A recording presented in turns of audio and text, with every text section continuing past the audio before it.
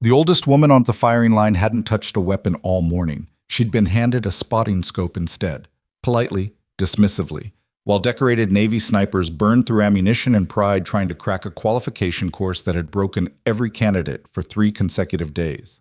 Captain Ryan Mercer called her chief hold the scope to her face. His class laughed. One lieutenant hit record on his phone. Then the base commander walked past every frustrated operator, stopped directly in front of her, and said 6 words nobody expected.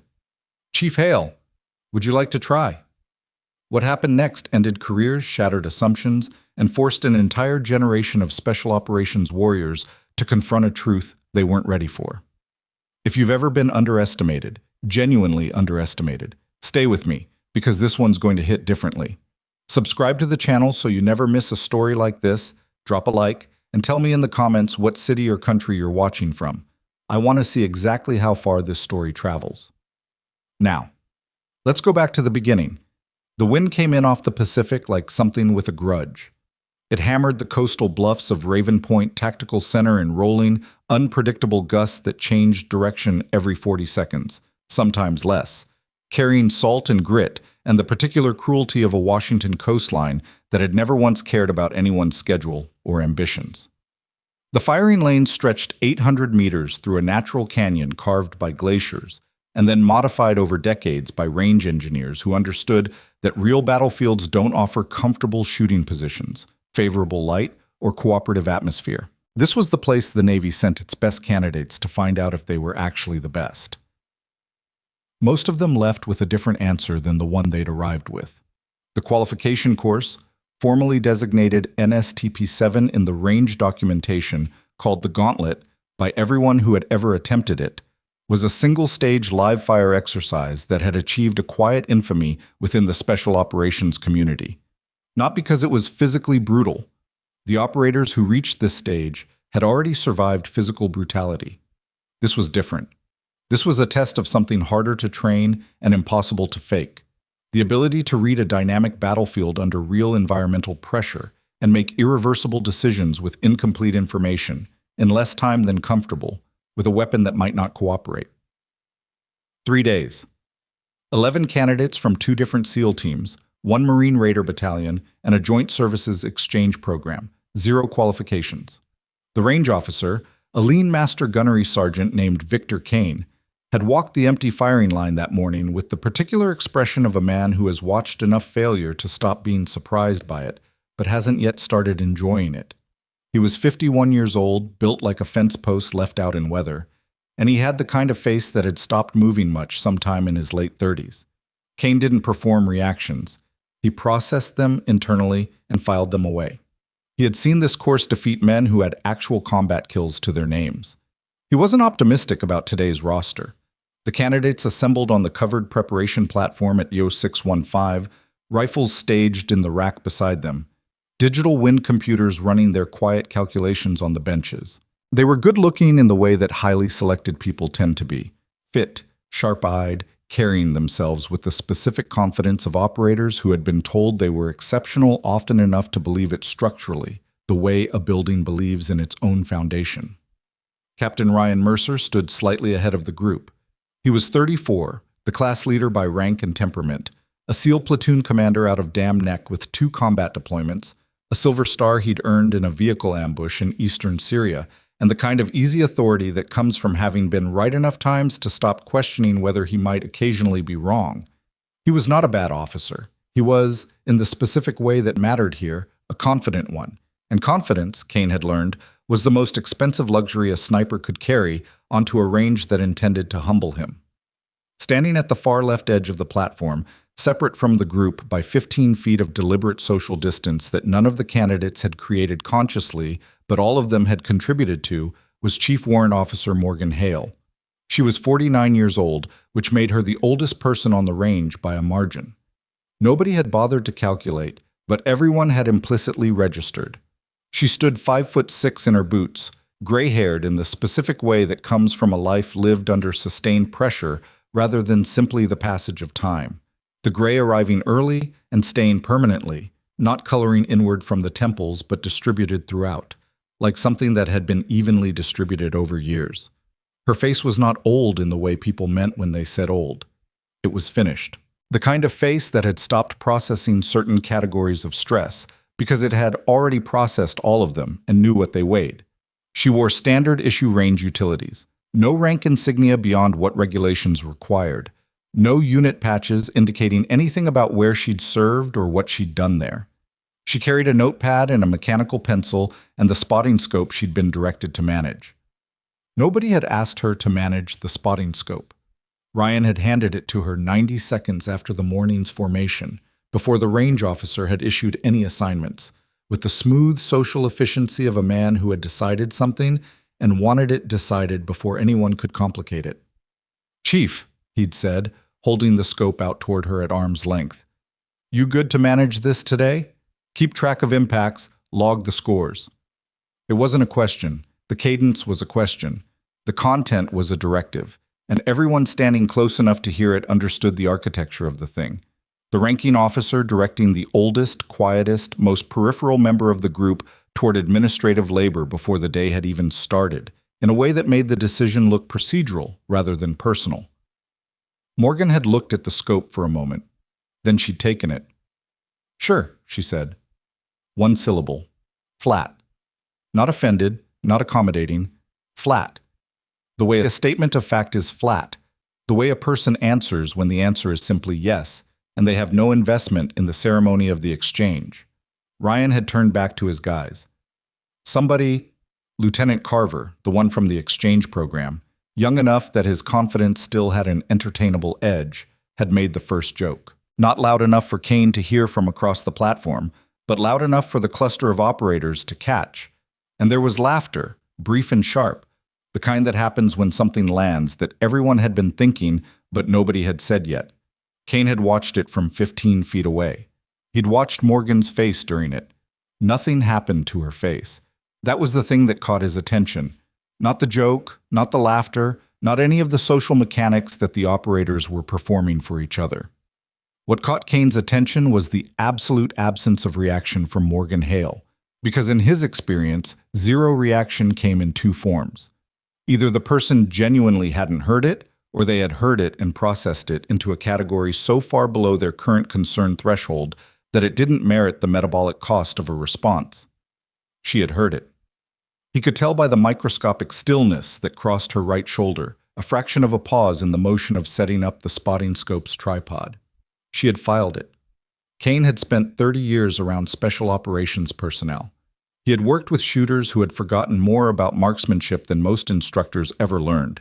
And he had a specific, cultivated sensitivity to the way certain people occupied physical space, the way the truly dangerous ones planted their feet, the way they breathed, the particular quality of attention they directed at the environment around them.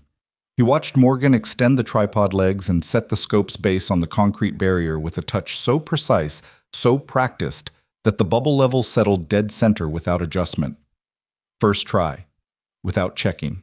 Kane felt something move in his chest that wasn't quite alarm and wasn't quite recognition. It was the specific sensation of a man who has been a professional long enough to know when he's looking at something significant before he can name what it is. He filed it. The morning's qualification attempts began at 0700. The first candidate was Lieutenant Commander Frost, 10 years in, qualified SEAL sniper, 2 confirmed kills from a previous deployment. He'd been shooting well in dry fire prep, adjusting to the wind computer's outputs with the kind of fluid confidence that suggested he'd done this before, under something approximating real pressure. He lasted 40 seconds into the exercise before his shots began grouping left. The wind had shifted. The computers updated. He adjusted. The wind shifted again.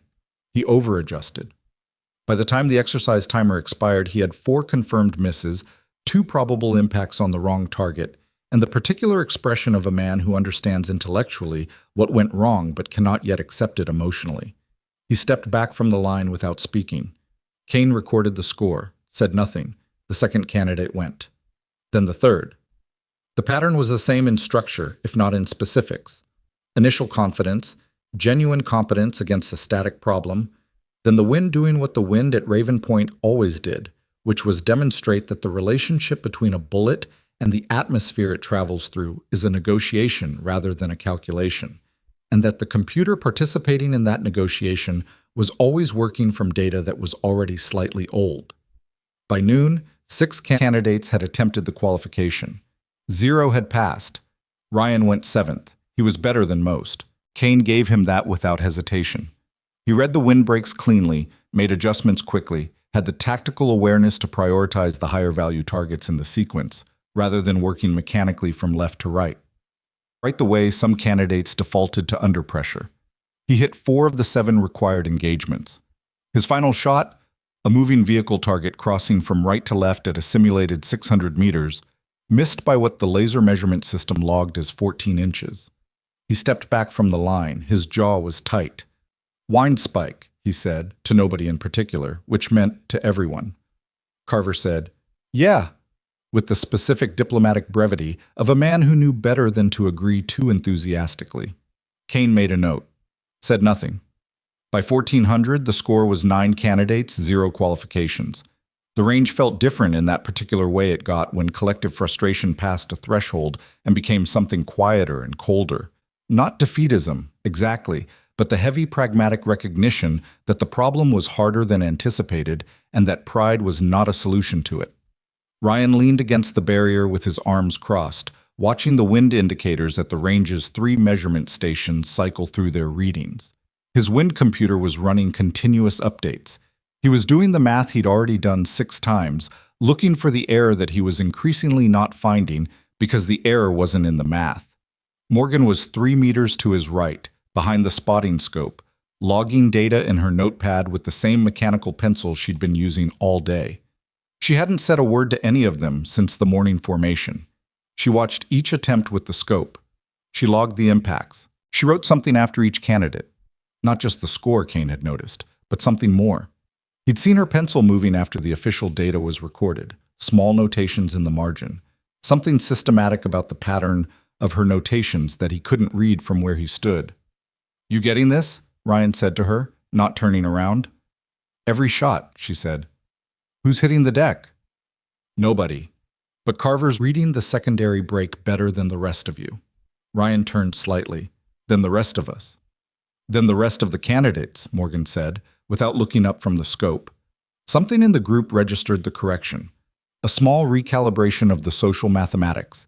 The implicit question of whether the logistics officer behind the spotting scope was treating herself as separate from the group by exclusion or by self-knowledge. Ryan let it go. At 15:30, the base commander arrived. Commander David Ashworth walked the platform with the unhurried gait of a man who was not concerned with making an entrance.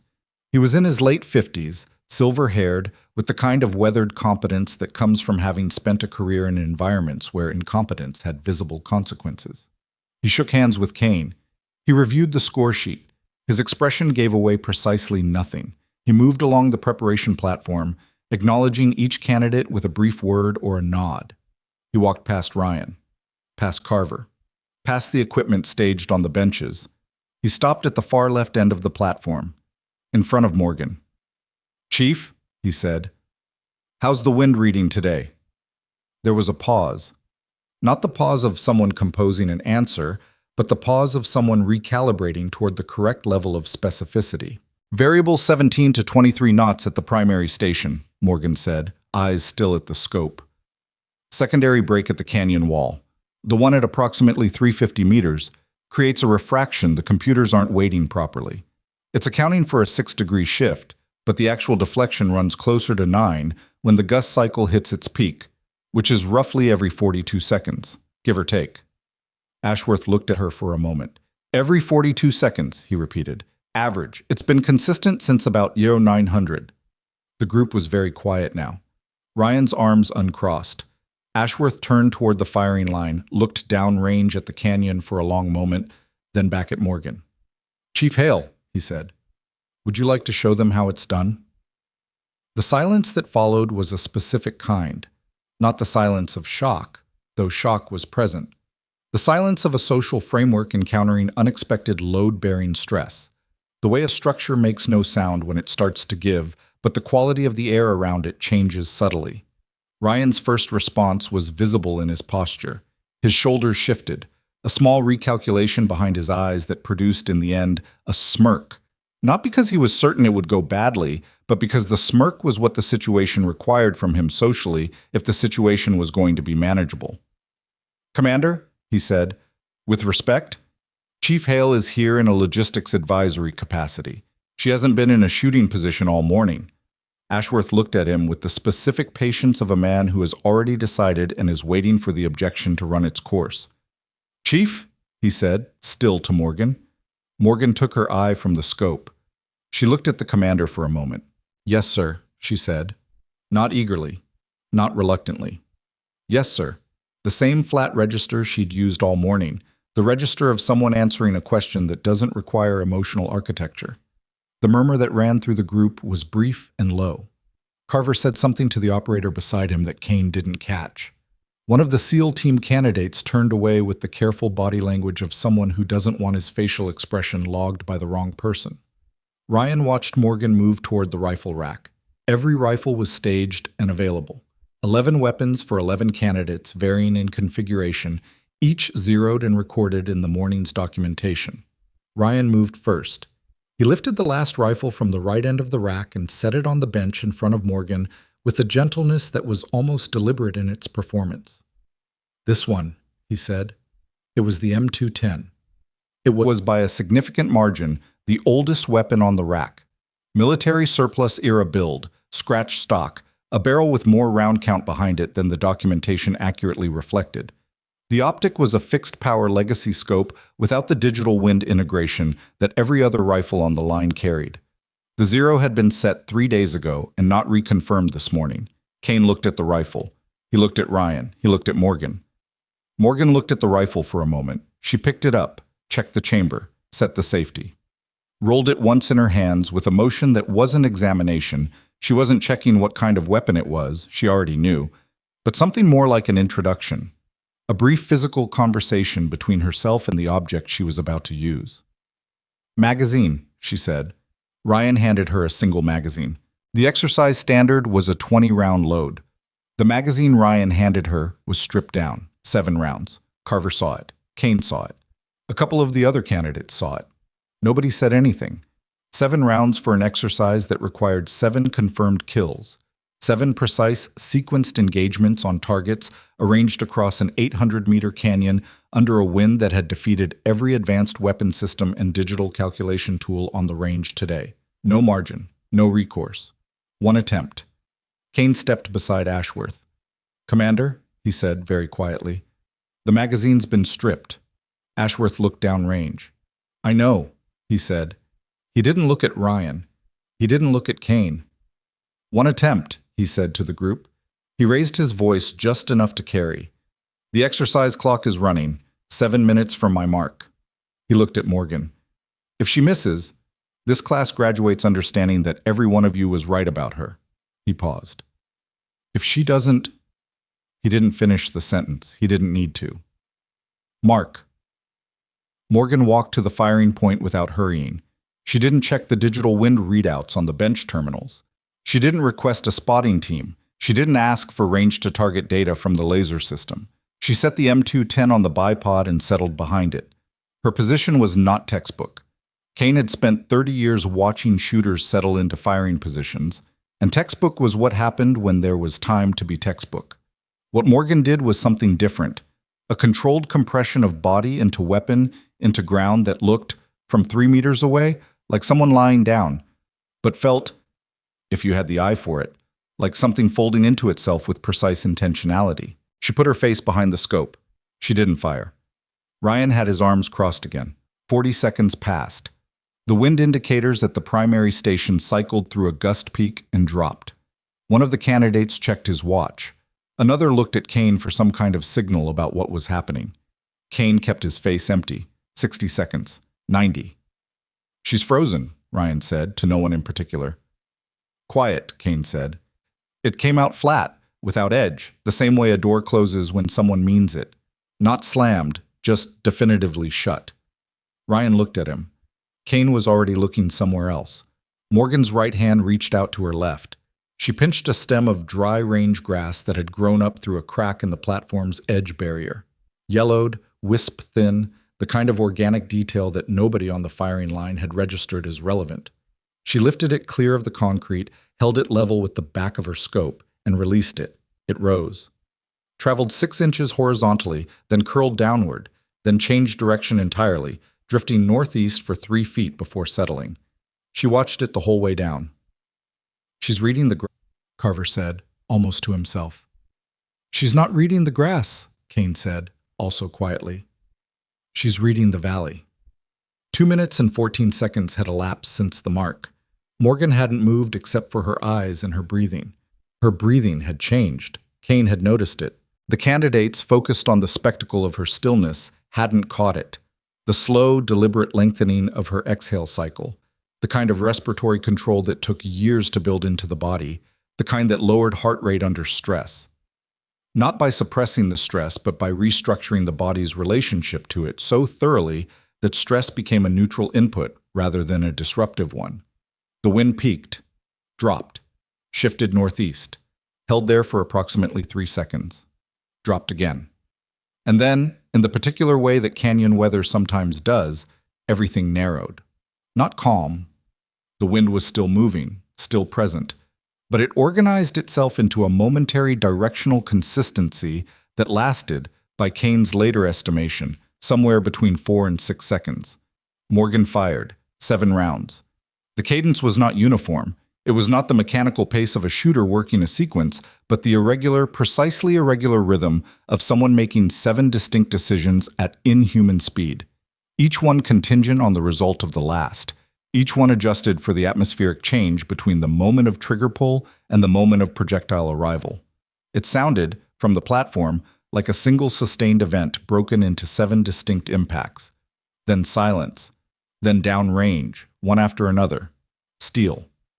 The commander's vehicle target collapsed. 2 elevated position targets dropped within a half-second of each other. The moving driver target stopped moving. A concealed position behind a concrete bunker that none of the candidates had positively identified as an active threat crumpled inward. The communications array, a steel frame with a retractable antenna, one of the exercise elements that required a precise angle of impact to disable rather than simply strike, shattered at the base and folded sideways. And then, 3 seconds after the last shot, a sequence detonation, a simulated cache target positioned inside a concrete box that could only be triggered by hitting a specific relay switch embedded in the adjacent wall at a specific angle. Crimson smoke erupted from the box in a solid billowing mass and spread across the canyon floor. 7 rounds. 7 confirmed engagements. 0 misses. The platform was completely silent. Ryan's arms were at his sides. Carver had stopped breathing in some functional sense. He was still operating biologically, but whatever portion of his cognition was normally engaged in ambient physical management had suspended itself in favor of processing what he had just seen. Kane stood with his hands behind his back and looked downrange at the crimson smoke spreading across the canyon floor and allowed himself exactly 3 seconds of something that was not quite satisfaction and not quite awe, but lived in the territory between them. Morgan pushed back from the weapon. She rolled to her right knee, came to her feet, and cleared the rifle with the same economical precision she'd handled every part of the morning. No flourish, no performance, no pause to register what the room was doing. She set the rifle on the bench. She looked at the commander. "The 42-second cycle," she said, "opened a 4-second window at the 2-minute 14 mark. I needed 250 for the full sequence. The wind cooperated." Ashworth looked at her. "It cooperated," he repeated. "Mostly," Morgan said. Then she reached down and picked up her notepad from the bench beside the spotting scope, clicked her mechanical pencil twice, and made a note.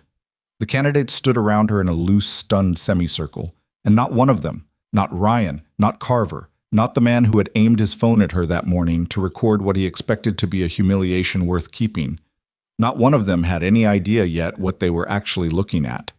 The crimson smoke drifted northeast through the canyon. Ashworth turned to Kane. Kane met his eyes for a moment, then looked back at Morgan, who was finishing her notation with the same unhurried attention she'd given every other administrative task that morning.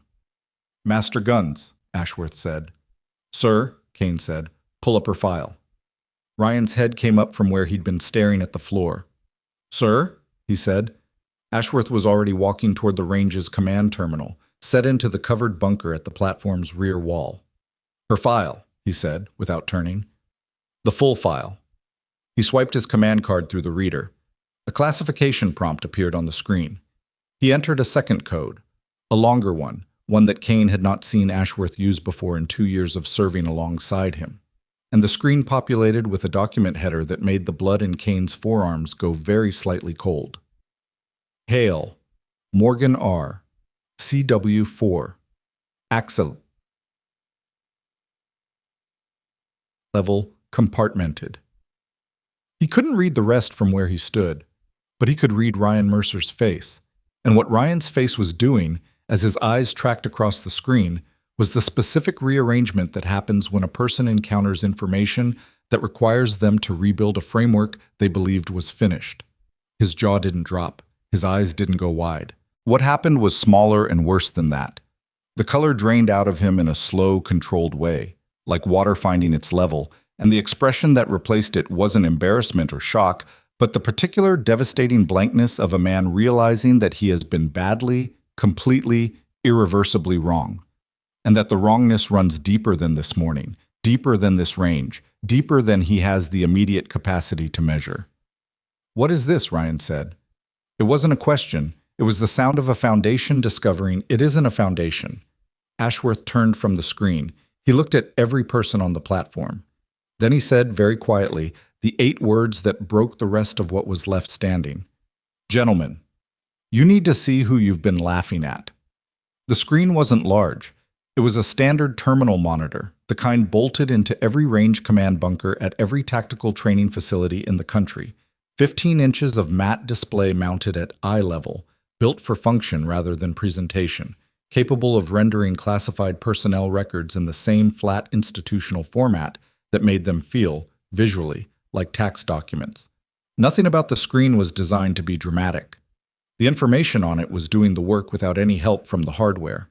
Ryan Mercer stood 3 feet from the display and read. He didn't read the way people read when they're looking for a specific piece of data. He read the way people read when the document is restructuring something inside them that they believed was already built. Slowly, with the particular stillness of a man who has stopped breathing without deciding to, his eyes tracking left to right across lines of text that kept arriving with the weight of things that should have been impossible. The rest of the platform had gone quiet in the way that a room goes quiet when it understands, without being told, that something real is happening. Lieutenant Carver had moved perhaps 18 inches to his left, unconsciously, which put him at an angle where he could see a portion of the screen without appearing to look directly at it. What he could read from that angle was limited: header information, a string of deployment designators, a classification tier notation that he had never personally encountered on any document, but it was enough to produce in him a specific, uncomfortable recalibration. Master Gunnery Sergeant Kane stood with his hands behind his back and watched Ryan read and did not look at the screen himself. He already knew enough. Not the specifics, the file was above his clearance and he was aware of that and comfortable with it, but the shape of the thing. The shape he'd been reading since 061 time that morning, in the quality of Morgan Hale's stillness, in the way her feet found the ground, in the precise absence of reaction that had told him, without any documentary evidence, that the woman behind the spotting scope had been somewhere that required you to either become very quiet or not come back at all. He'd been right. He was not particularly satisfied about it. Morgan herself was standing slightly behind and to the right of the main group, at the edge of the platform near the equipment bench. And she was doing something that none of the candidates appeared to have registered. She was watching the canyon. Not the screen, not Ryan's face, not Ashworth. The canyon. The 800 meters of coastal geography that had defeated 11 trained operators over 3 days, with the same quality of attention she'd directed at it all morning, like a conversation she hadn't finished yet. Ashworth stepped back from the terminal. 17 deployments, he said, not reading from the screen, from memory. Joint Special Operations Task Force, 3 different theater commands, 4,200 documented combat hours. That number is low, by the way. Several operational periods predate the current logging system and aren't fully captured in the digital record. He paused. Valor decorations. I won't go into specifics because most of what she did to earn them is still classified at a level this group doesn't hold. Ryan turned from the screen. His voice, when it came, was careful. Careful in the way of a man who has learned, in the last 3 minutes, that he may have been operating with significant informational deficits and is now attempting to process that without losing structural integrity in front of his subordinates. "Why is she here?" he said. "In this capacity. Why is she—" He stopped. Started again. "She's a logistics officer." "She's listed as a logistics officer," Ashworth said. The distinction sat in the air between them. "Sir," Carver said from where he stood. He had the expression of someone who had done rapid arithmetic and arrived at an answer that he wanted confirmed before he committed to it. "The classification tier on that file, JSOC compartmented. That's not standard for any logistics role I've seen." "No," Ashworth agreed. "It isn't." He looked at Morgan. She was still watching the canyon. "Chief," he said. She turned. "You want to walk them through it, or do you want me to?" She looked at him for a moment with the particular expression of someone deciding between two things that are both mildly inconvenient. "You've got the file," she said. "You tell it better with the documentation." "I don't have all of it," Ashworth said. "Nobody does," Morgan said.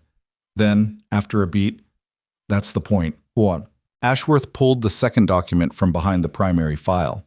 It wasn't a personnel record. It was a technical document, a range design specification, dated 11 years prior, bearing a classification header and a project designation code that meant nothing to anyone in the room, except, by the look of it, Ashworth, and by the stillness of her expression, Morgan.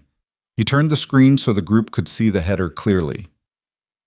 NSTP-7 Range Design and Qualification Standard, authored Hale, M.R., CW3.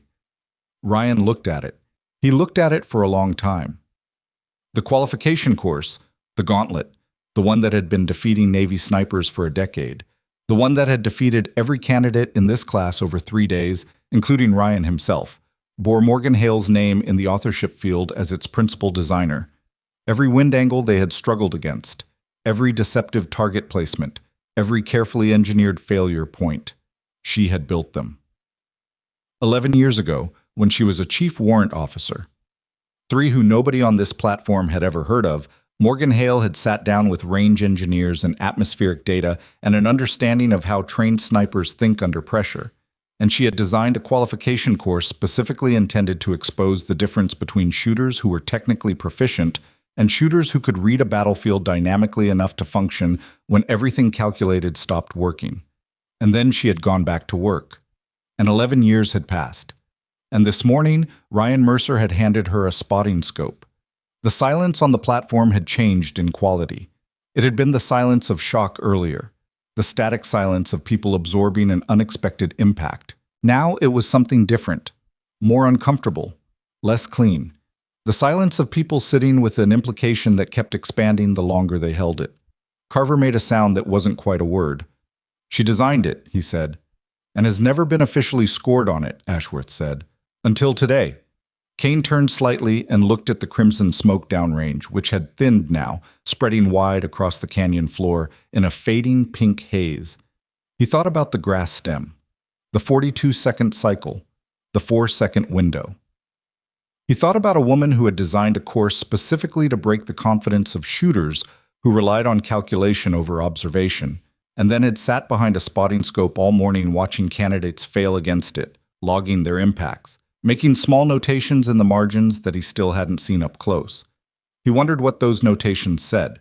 He suspected they said something about where each candidate's failure had started, not where the shot went, but where the decision went wrong before the trigger moved. He didn't ask. "There's something else," Ashworth said. Ryan's eyes came up. Ashworth had closed the design document and pulled a third file forward. And the shift in his posture when he looked at it was the first thing Kane had seen all morning that suggested Ashworth was managing something personally. Not dramatically. He wasn't the kind of man who performed management. But something in the set of his jaw changed. The way a thing changes when you've known information for a long time and are now required to give it to someone who didn't know it and won't be the same afterward. He looked at Ryan. "Captain Mercer," he said, "I need you to sit down." Ryan stiffened. "Sir, That wasn't a suggestion, Captain." Ryan sat. The folding chair was the kind of thing that exists on military platforms everywhere. Metal frame, canvas seat, purely functional. Ryan sat in it with the upright posture of an operator who doesn't intend to look like he needs to be sitting, which meant he looked like someone who needed to be sitting. Ashworth looked at the document for a moment. Then he looked at Morgan. "You know what this is," he said. It was not a question.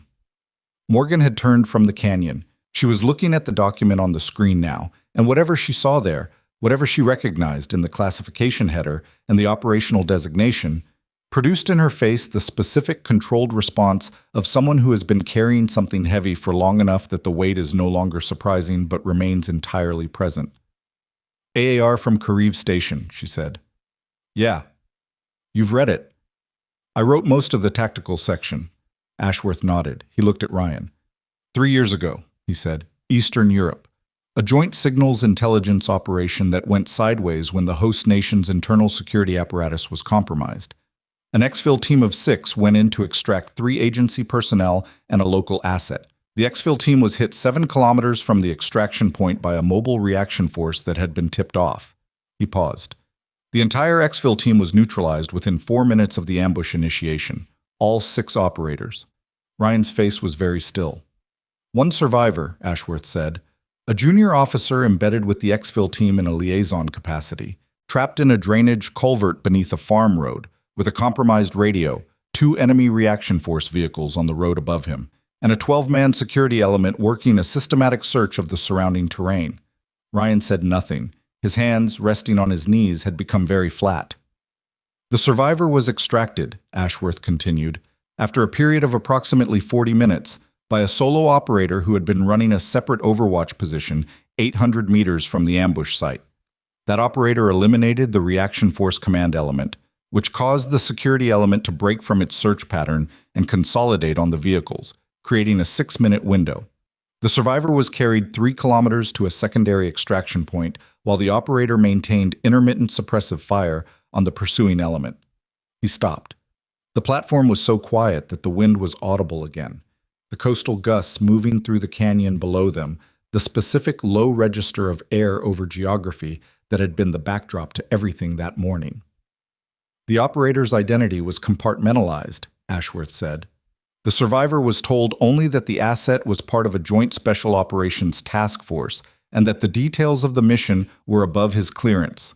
He was medevaced to Ramstein the following day, and the debrief he received contained no identifying information about who pulled him out." Ryan's jaw had moved. A small thing. The kind of movement that happens in a jaw when a person is doing the work of keeping their face from doing what it's trying to do. "The junior officer," Ashworth said, "was you, Captain. Your first overseas posting. You were 26 years old." Ryan said, "I know who I was." The words came out with more edge than he intended, and the edge was not anger. It was the sound of a person protecting something that was being touched. "The operator," Ashworth said, "who eliminated that command cell and carried you 3 kilometers to extraction." He looked at Morgan. Ryan followed his eyes.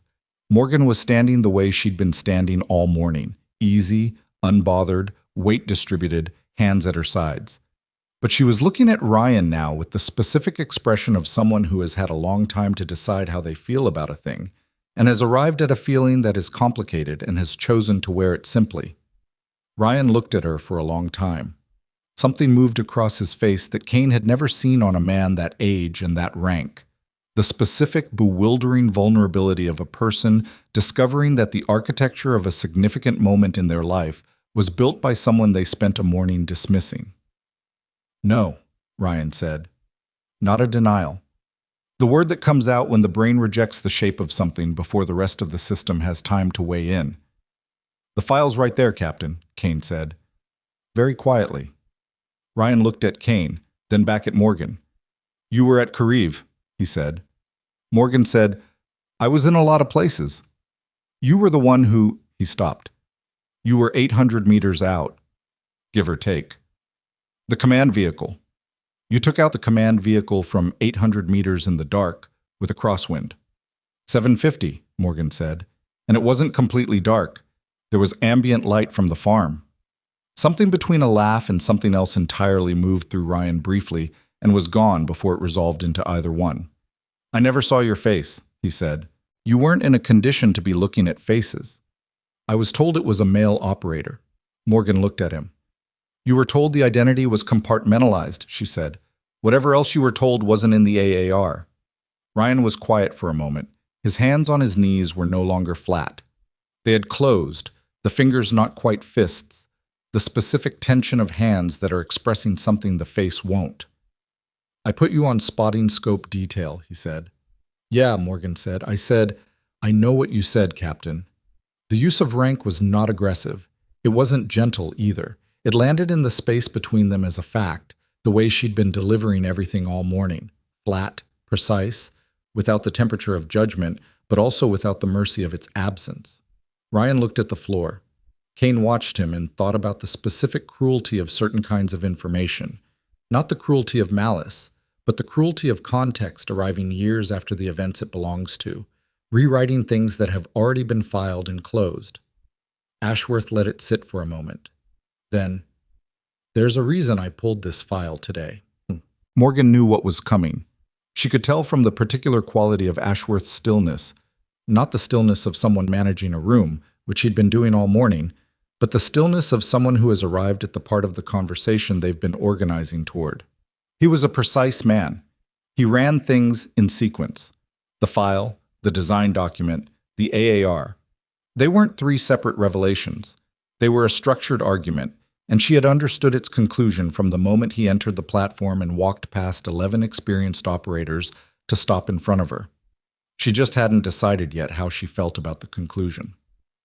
The qualification course, Ashworth said to the group, needs a course director. The current director is rotating out in 6 weeks. The position requires someone with operational credibility at a level that can hold the room. Specifically, can hold the room when the room contains people like the ones standing on this platform. Nobody moved. I've been authorized to offer the role on a permanent assignment basis, Ashworth said. It requires stepping out of the current posting and accepting a reclassification of duties. He looked at Morgan. She looked back at him with the expression of a woman who has been in a room when an offer was made before and knows the exact distance between an offer and an order. And if I stay in logistics, she said. Then someone else gets the assignment, Ashworth said. And in 6 weeks, this course has a director who did not design it, does not understand why every decision in it was made, and will, in all probability, begin modifying elements that were placed deliberately. You're saying I have to take it, Morgan said. I'm saying you should take it, Ashworth said. Those are different sentences. Morgan turned back toward the canyon.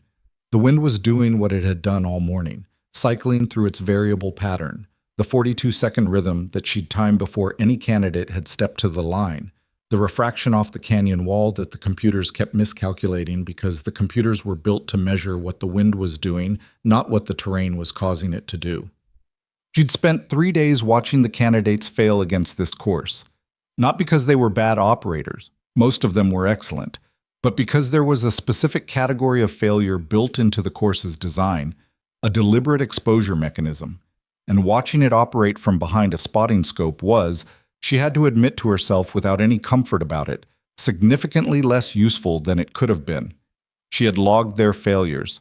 She had watched where each one started, not at the trigger, not at the optic, but earlier, in the moment when each shooter committed to a calculation rather than staying open to the environment.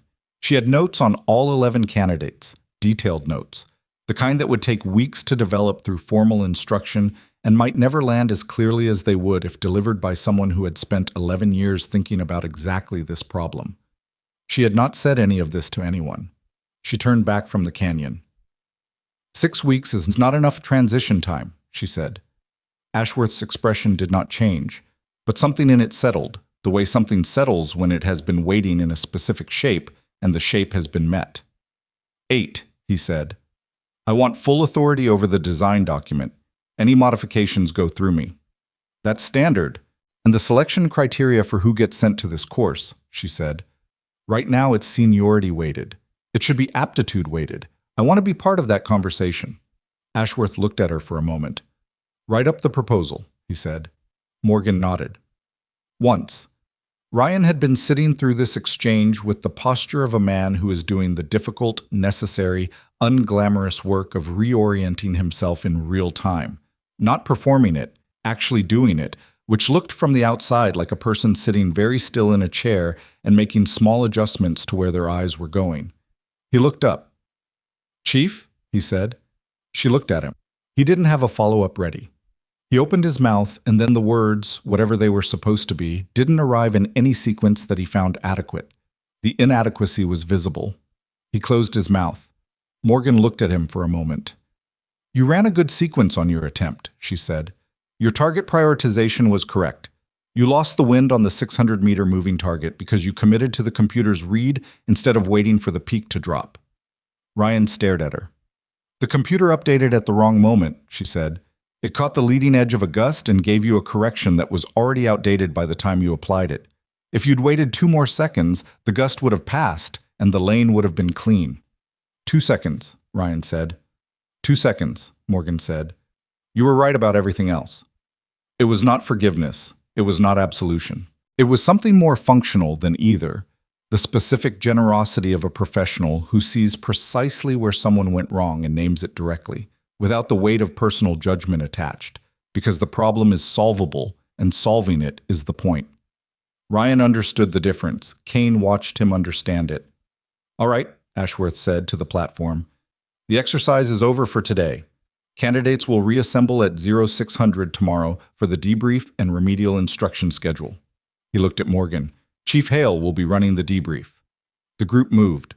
Not with noise or discussion, quietly, with the specific efficiency of people who need to be somewhere else to process something. Carver passed Kane on his way to the equipment bench and said nothing, which Kane understood as the most honest response available. The other candidates gathered their gear and moved off the platform in small clusters, and Kane heard nothing from any of them that resembled the kind of conversation they'd been having 6 hours ago when the morning started. Ryan was the last to stand. He picked up his rifle case. He looked at Morgan, who was already back at the spotting scope, breaking it down for transport. He opened his mouth, closed it, walked off the platform. Kane watched him go. Then he walked over to the equipment bench and stood beside Morgan while she collapsed the tripod with the same precise, unhurried attention she gave everything. "The margin notations," he said. "In your scorecard." She looked up. "What were you logging?" Morgan pulled the notepad from the bench. She handed it to him. He opened it. Each candidate's name was at the top of their section. Below the standard score data, round count, confirmed impacts, time elapsed, was a second set of notations in a tighter hand, not corrections to the impact data. Something else. He read the first one. Frost. Committed early. Saw the gust flag. Didn't wait for confirmation. Decision made at 40 seconds. Shot sequence started at 42. 2 seconds earlier and the lane was still variable. He read Ryan's. Right priorities. Right sequence. Trusted the computer past its useful update cycle. Knew the wind was wrong. Fired anyway. Knows better. Chose certainty over patience. He flipped to Carver's. Best environmental read of the group. Reads the secondary break instinctively. Doesn't know he's doing it yet. Needs someone to name what he's doing so he can do it on purpose. Kane closed the notepad. He looked at her. "You were running a diagnostic," he said. "I had time," she said. "You could have said something during the attempts." Morgan looked at him with the expression of someone who has just been asked a question they find genuinely surprising. "They didn't ask," she said. Kane held the notepad for a moment. He set it back on the bench. "Tomorrow's debrief," he said. "You want me to run the room setup?" Morgan picked up the collapsed tripod. "Yeah," she said, and pulled Carver's target sequence footage from the system. The secondary break read, "I want to show him on replay what his eyes were doing." His eyes. Where his scope was tracking between shots. He's unconsciously compensating for the refraction. If I can show him the footage, he'll see it himself. She paused. People learn faster when they discover it than when they're told it. Kane thought about Ryan Mercer sitting in the folding chair. He thought about a lot of things. "I'll pull the footage," he said. Morgan nodded and walked off the platform toward the equipment storage bay with the tripod over her shoulder, and Kane stood alone in the covered bunker and looked at the terminal screen, which had gone dark when Ashworth's session timed out, and thought about the specific, particular quality of people who could be in a room where everything was being said about them and not need any of it to be different than it was. He picked up the notepad. "Read Morgan's entry for the unnamed 11th candidate. the one who had gone last and failed most completely, in the least instructive way. Trying to impress. Shooting for the score instead of the target. Can't teach this one until he stops performing. May not get there this cycle. He set the notepad down. Outside, the wind moved through the canyon in its 42-second rhythm, steady as a pulse, cold off the Pacific, entirely indifferent to everyone who had spent the day trying to calculate it. The crimson smoke was gone. The canyon was empty. And somewhere in the equipment storage bay, Morgan Hale was doing inventory on weapons she hadn't been expected to touch, in a facility she had designed, running a diagnostic on people who had laughed at her before breakfast. Kane turned off the terminal, walked off the platform. The wind followed him all the way to the parking area, and he let it. The equipment storage bay smelled like gun oil and concrete and the particular staleness of a space that gets used hard and cleaned minimally, which was the smell of every range facility Kane had ever worked in, and he had worked in more than he could count with any precision. Morgan was at the third rack from the left when he came in the following morning at 5:20, 40 minutes before anyone else was scheduled to arrive. She had the M210 field stripped on the cleaning mat, barrel, bolt carrier, upper and lower, separated with the specific automatic economy of someone who has done this particular task so many times that the hands do it without consulting the brain. She was running a bore brush through the barrel with a rhythm that suggested she'd been at it for a while. "You sleep here?" Kane said. "Motel on the highway," she said. "Checkout's at 11. How long you been in?" "Hour, maybe?" Kane set the coffee he'd brought on the shelf above the cleaning mat, within her reach but not presumptuous about it. He pulled up a stool and sat. "Footage is pulled," he said. "Carver's sequence is on the debrief terminal. I flagged the secondary brake segments. There are 4 of them across his 2 attempts. You can see the scope track clearly on the overhead." "Good. Also pulled Frost's. And yours from yesterday." Morgan stopped brushing. She looked at him. "Mine," she said. 3 camera angles, Kane said. The overhead, the downrange facing, and the lateral from Station 2. The lateral is the best one. You can see the grass stem release and then the first shot inside 4 seconds of each other. She looked at him for another moment. "You're going to use it in the debrief," he said. "I hadn't planned to." "I know you hadn't." Kane reached for his own coffee. "I'm telling you it would be useful." Morgan was quiet for a moment. She ran the brush through the barrel twice more, pulled it, checked the bore and the light, and set the barrel back on the mat. "Using my own footage," she said. "You want them to understand the decision process," Kane said. "Not just see the result. The result is on the canyon floor. They already have that. The decision, the sequence of what you were reading and when, that's in the footage. It's going to look like I'm putting myself on display." "It's going to look like you're teaching," Kane said, "which is what you are, which is the assignment." She looked at the coffee on the shelf, picked it up, drank. "Fine," she said. "But I want Frost's first. Start with someone who almost got it, then mine. The gap between almost and done is where the lesson lives." Kane nodded. 0600, he said. "Yeah," Morgan said, and went back to the bore brush. They came in at 0558. Not because the formation time was 0600, and they were 2 minutes early. Most of them had been in the corridor outside the briefing room since 0545, which Kane had noted without comment when he passed through to check the terminal setup. They were early because the previous day had made something available to them that most training events never do, which was a genuine and unresolved question, not a scored question, not a pass-fail question, something more unsettling. The kind of question that follows a person into a motel room and sits in the corner while they try to sleep. They filed in and took seats. Ryan sat in the second row. Kane noticed the row choice and filed it. First row would have been performative, the class leader reasserting presence. Third row would have been retreat. Second row was a man trying to find the correct position in a room where his usual coordinates no longer fully applied.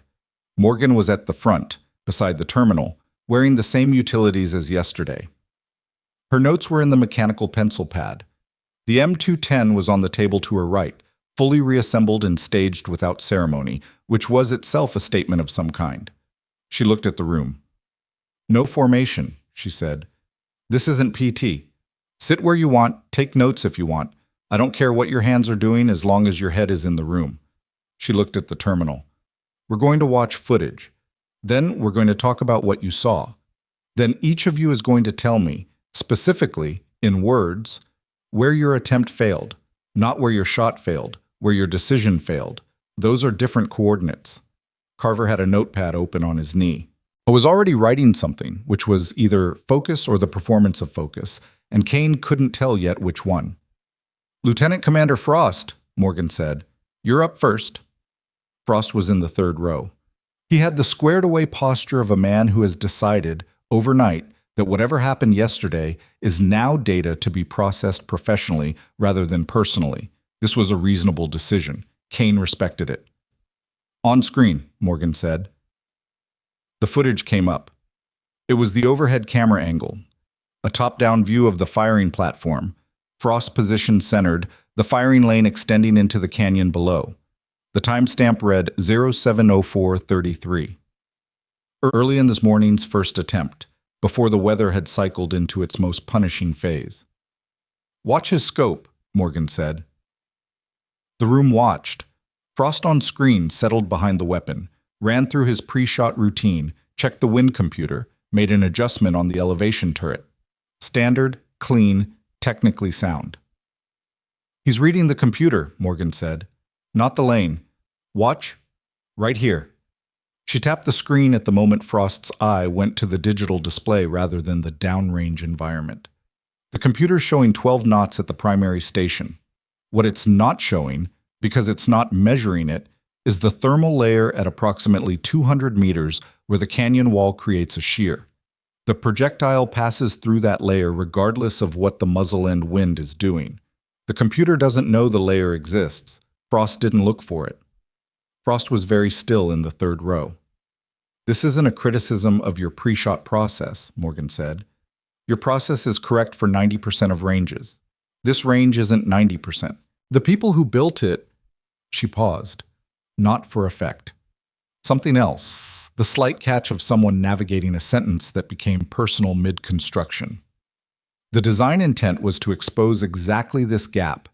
Technology read versus environmental read. Your technology gave you the best data it had. The data was incomplete. Frost said, how do you find the thermal layer without instrumentation? You watch what's moving through it, Morgan said. Dust, debris. Yesterday there was enough particulate in the air from the coastal conditions that the shear was visible if you were looking at the right part of the lane. You were looking at your scope. Frost made a note. Next, Morgan said. They went through 4 candidates before Carver. Each one was the same structure. Footage, specific identification of the decision failure, not the marksmanship failure, and then a brief exchange that was less question and answer than it was 2 people locating the same thing from different angles. Morgan was not gentle about it. She was not harsh either. She was precise, which felt different from both. Carver's footage came up. This one's different, Morgan said, before she'd said anything else about it. The room shifted. Carver looked up from his notepad. Watch the scope track, she said. The footage showed Carver's first attempt. Lateral camera, station 2, a clear view of his position from 30 meters to the right. He settled in, checked the computer, looked down range. Standard so far. Then something happened that was, Kane now saw, genuinely unusual. Between his first and second shot, Carver's scope tracked laterally.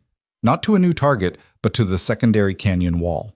A brief swing, less than 2 seconds, and then back to the primary lane. He fired, hit. He looked at the wall, someone in the room said. He did, Morgan said. He doesn't know why. She looked at Carver. Why did you look at the wall between shots 1 and 2? Carver opened his mouth, closed it. I don't know, he said. Yes, you do, Morgan said. You just haven't named it. Carver looked at the paused footage. Something changed, he said slowly. The sound. The wind sound changed between the shots. The pitch dropped, Morgan said, which happens when the canyon wall refraction reduces the laminar flow, which is a leading indicator. It tells you the refraction point is about to shift, which changes where the secondary deflection occurs downrange. You heard it. Your body looked for it. You found it and corrected. She paused. Your third and corrected. She paused. Your third and fourth shots are the two cleanest impacts on this range in 3 days. Carver stared at the screen. I thought I got lucky. You got lucky the first time, Morgan said. The second time you did it, it was a skill. You just didn't know the skill had a name. She tapped the screen. The name is acoustic wind reading. It's not in the manual because there isn't enough documentation on it to put it in a manual. A handful of people know it's a real thing. Most of them learned it the way you just did, by doing it without knowing they were doing it, and then having someone tell them they weren't imagining it.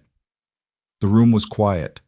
Ryan was looking at the screen, not at Carver's footage specifically, at the frozen image of the canyon, the still frame of morning light on coastal geography. Kane watched Ryan's eyes and thought about a man recalculating in real time, not what he thought of Morgan Hale, but what he thought about what he thought, which was a more expensive and more necessary kind of recalculation. Now, Morgan said, mine. Well, she didn't introduce it. She just brought up the footage, the lateral angle, station 2, timestamp 14:47:11, and let it run. The room watched Morgan Hale approach the firing point on screen. Kane had seen it happen in real time the previous afternoon, 8 meters away. Watching it on replay was different. Watching it on replay in a room full of people who had spent the intervening hours sleeping on it gave it a different texture. The gap between the event and the viewing filled with all the context they now had. The file, the design document, the AAR, and the specific weight of having spent yesterday morning doing what some of them had done, which was making social calculations about a person they knew nothing about. On screen, Morgan settled behind the weapon. Didn't move. The room watched.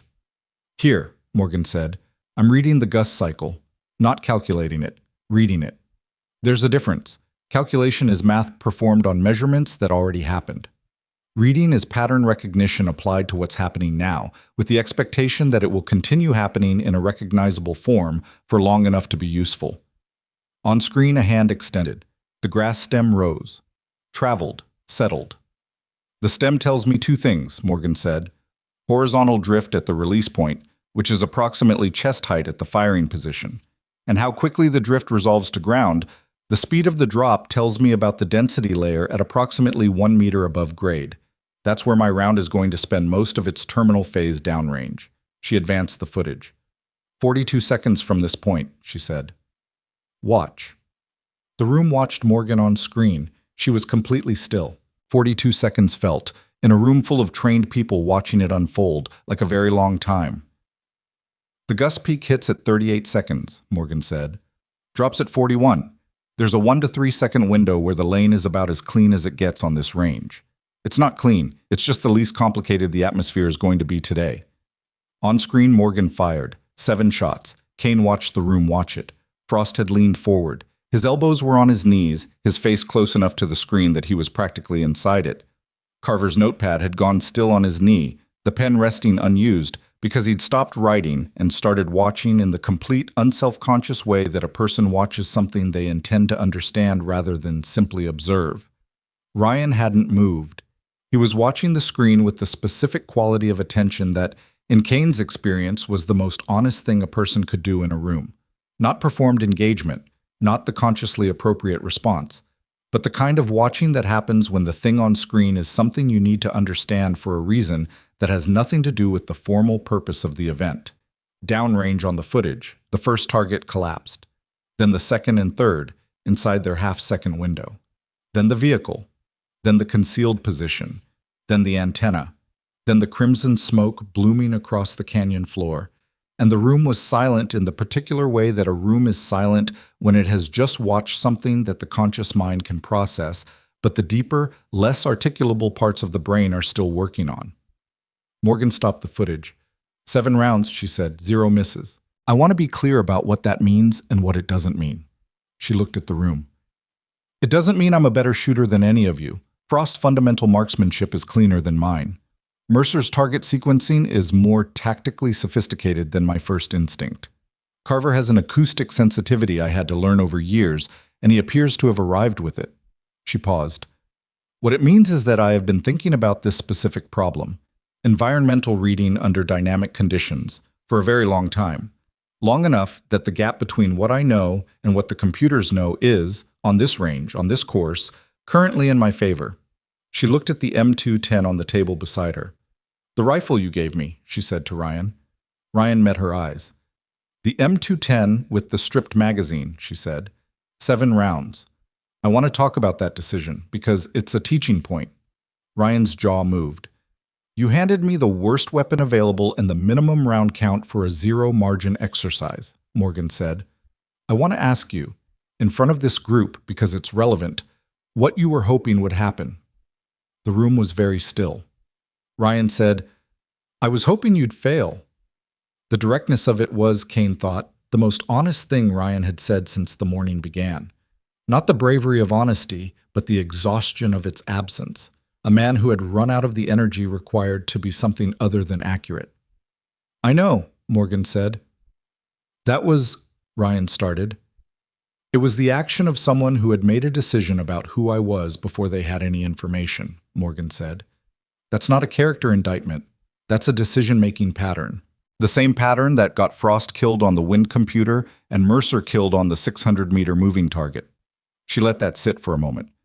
You committed before the data was in. That's what this course is designed to expose. You just did it socially instead of tactically. Something moved in the room. It was not comfortable.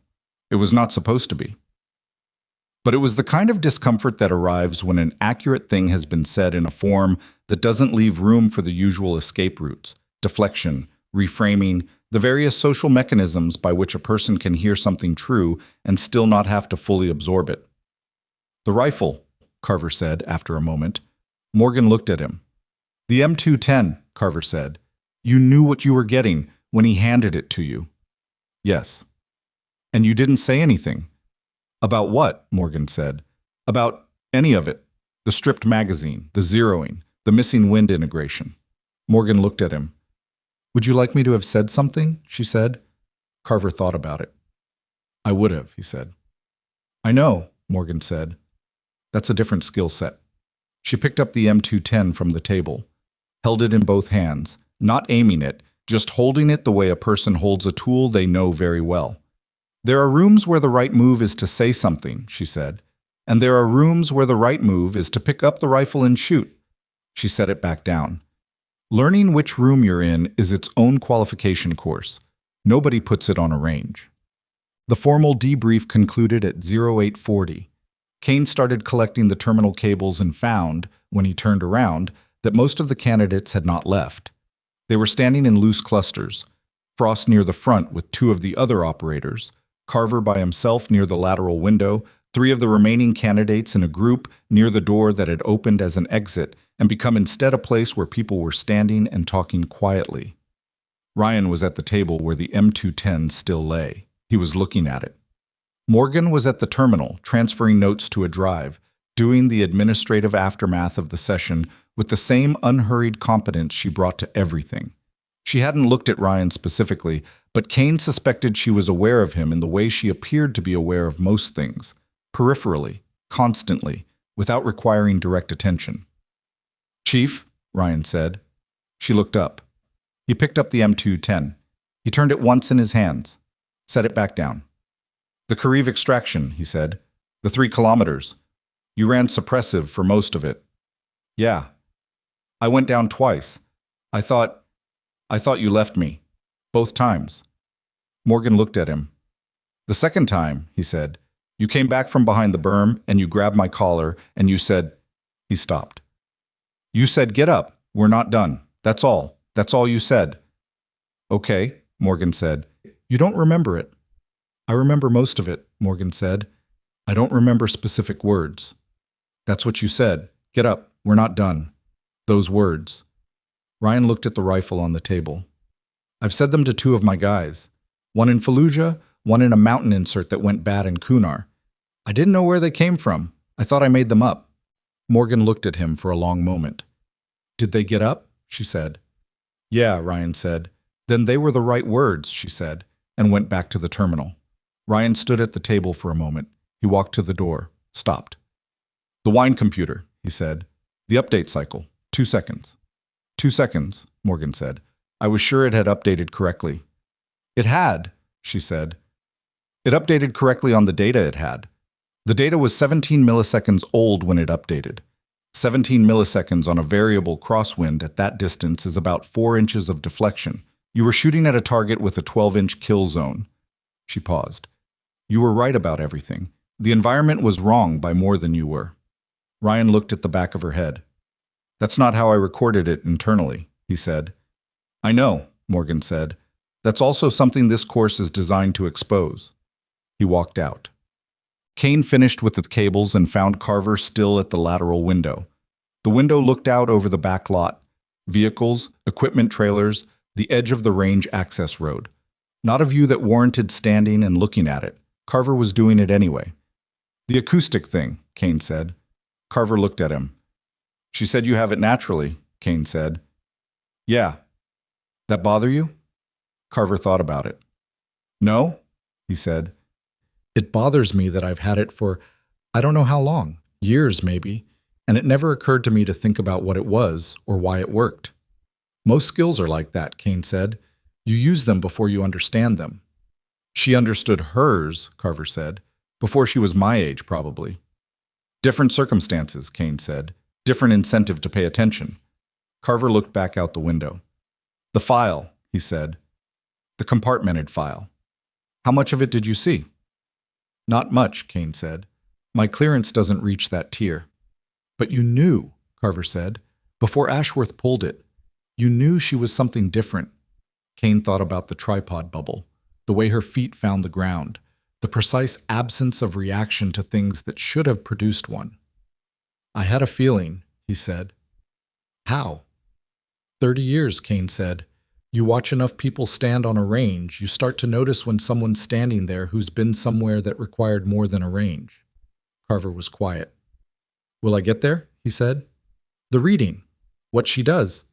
Is that teachable? Kane looked at the window. The acoustic piece you already have, he said. The rest of it.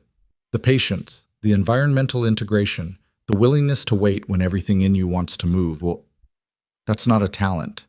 That's a practice. You practice it for long enough, it becomes a reflex. He paused. She's been practicing since before either of us was in uniform. Carver nodded. He peeled off the wall and gathered his notepad and walked toward the door. He stopped. Kane, he said. Kane looked at him. Yesterday, Carver said. When she fired, the 7 shots. What did that look like from where you were standing? Not what it meant. What did it look like? Kane considered the question. Like watching someone solve a problem, he said, that they had already solved in their head and were just now writing down. Carver stood with that for a moment. Yeah, he said. He walked out. Kane stood alone in the briefing room with the terminal dark and the M210 still on the table and the morning light coming through the lateral window at the angle that said the day was fully underway, whatever the day intended to be. He picked up the rifle, checked the chamber out of habit, empty, as he knew it would be, set it back down. He thought about 17 milliseconds. He thought about a man trapped in a drainage culvert under a farm road in Eastern Europe 3 years ago, believing he'd been left, and the hands that came back for him out of the dark, and the 6 words that had followed those hands back through time into a different man's mouth in different circumstances with the same necessary weight. He thought about what it meant to design the course that breaks people, and then show up to the course as a logistics officer with a spotting scope and a mechanical pencil, and spend the morning logging everyone else's failures with the precision of someone who knew exactly where each one started. He thought about 2 seconds. The briefing room door opened. Morgan leaned in. Kane, she said, the afternoon session, I want to run a live exercise, modified version of the qualification. I want to change 3 elements. Kane looked at her. Which 3? Wind computer access, she said. I want them to run without it for the first attempt. Command's going to push back on that. I'll handle command, she said. Second, I want to change the time limit, not the total duration, the structure. Instead of a countdown, I want an open window. They shoot when they're ready. Kane thought about that. That's going to take all day. Probably, Morgan said. And third, Kane said. She looked at him. I'm going to shoot it again, she said, with them watching before they attempt it. Not as demonstration, as benchmark. I want them to have a concrete reference point for what they're working toward. Kane was quiet for a moment. You sure about that? He said. No, Morgan said. Okay, Kane said. That's it? She said. You said you're not sure. That means you've thought about it enough to know the risk. I trust people who know the risk. He paused. The afternoon session starts at 1300? 1300, she said. She pulled back from the doorway. He heard her footsteps in the corridor, unhurried, moving toward the range. Kane looked at the M210 on the table. Then he looked at the window. Then he went to find the range coordinator and start the conversation about wind computer access that Morgan had told him she'd handle and that he knew, from 30 years of navigating military bureaucracy, was going to require 2 people. Outside, the coastal wind was moving through the canyon in its patient, indifferent cycle, building toward whatever the afternoon intended to bring, and in the firing lane, 800 meters of geography waited with the specific impartiality of terrain that has never once cared about anything except the truth of what passed through it. The range coordinator's name was Petty Officer First Class Darnell Webb, and he had been managing logistics at Raven Point for 6 years, which was long enough to have developed a specific, practiced resistance to requests that arrived outside the established training protocol. Kane found him in the equipment cage at 0912, running inventory on a rack of suppressor housings, with the methodical attention of a man who found comfort in the predictability of numbered things. Afternoon session, Kane said. We're modifying the qualification exercise. Webb looked up. Modification request has to go through the training officer. Chief Hale is the acting course director as of yesterday, Kane said. Ashworth signed the interim designation this morning. Webb set down his clipboard. I haven't seen the paperwork. You'll have it by 1100, Kane said. I need the range prepped for a live fire exercise at 1300. Same target array as the qualification. No wind computer access at the firing positions. I need the terminals physically disconnected, not just logged out. Webb looked at him. Disconnected, he said. She wants tactile confirmation that the data isn't available. If the screens are dark, someone will assume a technical problem and wait for it to resolve. If the cables are pulled, the problem is unambiguous. Webb thought about this with the expression of a man whose professional instincts were in conflict with his chain of command instincts, and who was working out, in real time, which one was going to win.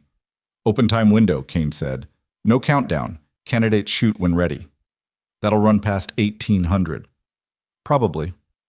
I've got a shift change at 1700. I'll clear the overtime with Ashworth, Kane said. Webb picked up his clipboard. The acting course director, he said. Chief Hale. That's right. The one who shot the qualification yesterday with the M210 and the stripped magazine. Yes. Webb made a note. Cables pulled by 12:30, he said. Anything else? She's shooting first, Kane said, before the candidates attempt it. Set up a second firing position at the primary point. She wants a parallel staging. Webb wrote it down without asking why. Kane respected that. At 1100, Ashworth called. Kane was in the range administration office when his phone went off, the commander's name on the screen, and he stepped into the corridor to take it. I've got 2 flag-level inquiries about yesterday, Ashworth said, without greeting. Admiral Carr's office and the Training Command Review Board. They want a report on the qualification exercise by end of week. What kind of report? Kane said. The kind that explains how a logistics officer outperformed 11 special operations candidates on a Tier 1 qualification course and whether the course design has been compromised. Kane stood with that for a moment. Compromised, he said. Their word, Ashworth said. The implication being that Chief Hale may have had advanced knowledge of the course that gave her an unfair advantage. She designed the course. They're aware of that. That's the source of the concern. The source of the concern, Kane said slowly, is that the woman who designed the course knows the course well. I'm aware of the logic problem, Ashworth said. I need a report that addresses it in terms the review board will accept. What terms will they accept? Documented evidence that the candidates received a fair assessment, Ashworth said, and some framing around what yesterday was, whether it was a demonstration, a comparative exercise, or something that should appear in the formal record. What do you want it to be? There was a pause on the line. What I want, Ashworth said, is for the review board to understand that what happened yesterday was an institutional asset demonstrating institutional capability in a way that should be documented and built upon rather than questioned. Another pause. What I need is a report that doesn't give them a reason to reclassify her posting before she's had 6 weeks in the role. Kane understood. I'll have a draft to you by 1600, he said. The afternoon session, Ashworth said. Is she still running it? 1300, Kane said. Open window, no wind computers. She's shooting benchmark before the candidate's attempt. Silence. Is that wise? Ashworth said. No, Kane said. But she knows it's not wise and she's doing it anyway. In my experience, that's usually the right call. Another pause, longer this time. I'll be on the platform at 1300, Ashworth said. He hung up. Kane stood in the corridor for a moment. Then he went to find Morgan. Boom. She was on the range. Not at the firing point. She was downrange, walking the target array on foot, which was technically outside protocol during a preparation window, but which she was doing anyway, with the unhurried confidence of someone who had written the protocol and understood which parts of it were structural and which parts were procedural courtesy. Kane walked out to meet her. The wind was down from the morning, lighter, more directional, the coastal gusts cycling at longer intervals as the afternoon thermal pattern developed. The canyon was louder with it, the low register of air through geography that made conversation carry differently than on the platform. Morgan was at the concealed position target, the one behind the concrete bunker, the one that required the precise angle impact to register, crouching beside the steel frame, looking at the surface of the plate. 2 impacts, she said, when Kane got close enough. From yesterday, both within 3 centimeters of each other. Kane crouched beside her. The impact marks were visible, 2 slight deformations in the painted steel surface, close enough that they would register as a cluster on any reasonable measurement standard. You knew where to hit it, Kane said. I put it there, Morgan said. I know every angle this plate will and won't register from. She stood. Ashworth called, Kane said. I know. He texted me first. What did he say to you? Same thing he said to you probably, Morgan said. Flag level inquiry. Review board. Want to know if the course is compromised. She started walking toward the next target position, a rooftop plate mounted on a steel frame at approximately 200 meters. What did you tell him? That I'd have a draft report by 1600. Good. Morgan, Kane said. She stopped. He almost never used her first name. The use of it registered in her posture. A slight shift, a reorientation toward him that was more than the physical turn. The review board isn't the problem, he said. Ashworth can handle the review board. The problem is that there are 2 flag officers whose first instinct, when they heard what happened, was to ask whether the course was compromised. Not whether the candidate pool was strong enough, not whether the training design was producing the right outcomes, whether you had cheated. Morgan looked at him. I know, she said, and that doesn't— Of course it does, she said. Don't ask me if it bothers me. It bothers me. It just doesn't change anything. She turned back toward the target.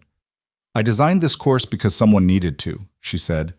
The qualification standard that existed before it was passing people who would have gotten their teams killed in any environment with real atmospheric variables. I knew that because I'd been in those environments and watched shooters with perfect range scores fail in ways that were completely predictable if you understood what the range had and hadn't tested. She reached the rooftop frame and touched the base of it, checking the mounting. I built the course. I went back to work. Now I'm here, and 2 admirals think I cheated on a qualification I wrote 11 years ago. What do you want to do about it? Kane said. She looked at the plate on the frame. Run the afternoon session, she said. Write the report. Take the assignment. She paused. Let the work speak. And if the board recommends reclassifying your posting anyway? She looked at him. Then I'll fight it, she said, quietly, through channels, with documentation. A beat. And if that doesn't work, I'll find another way to be useful somewhere else. I've been useful in a lot of places nobody knew about.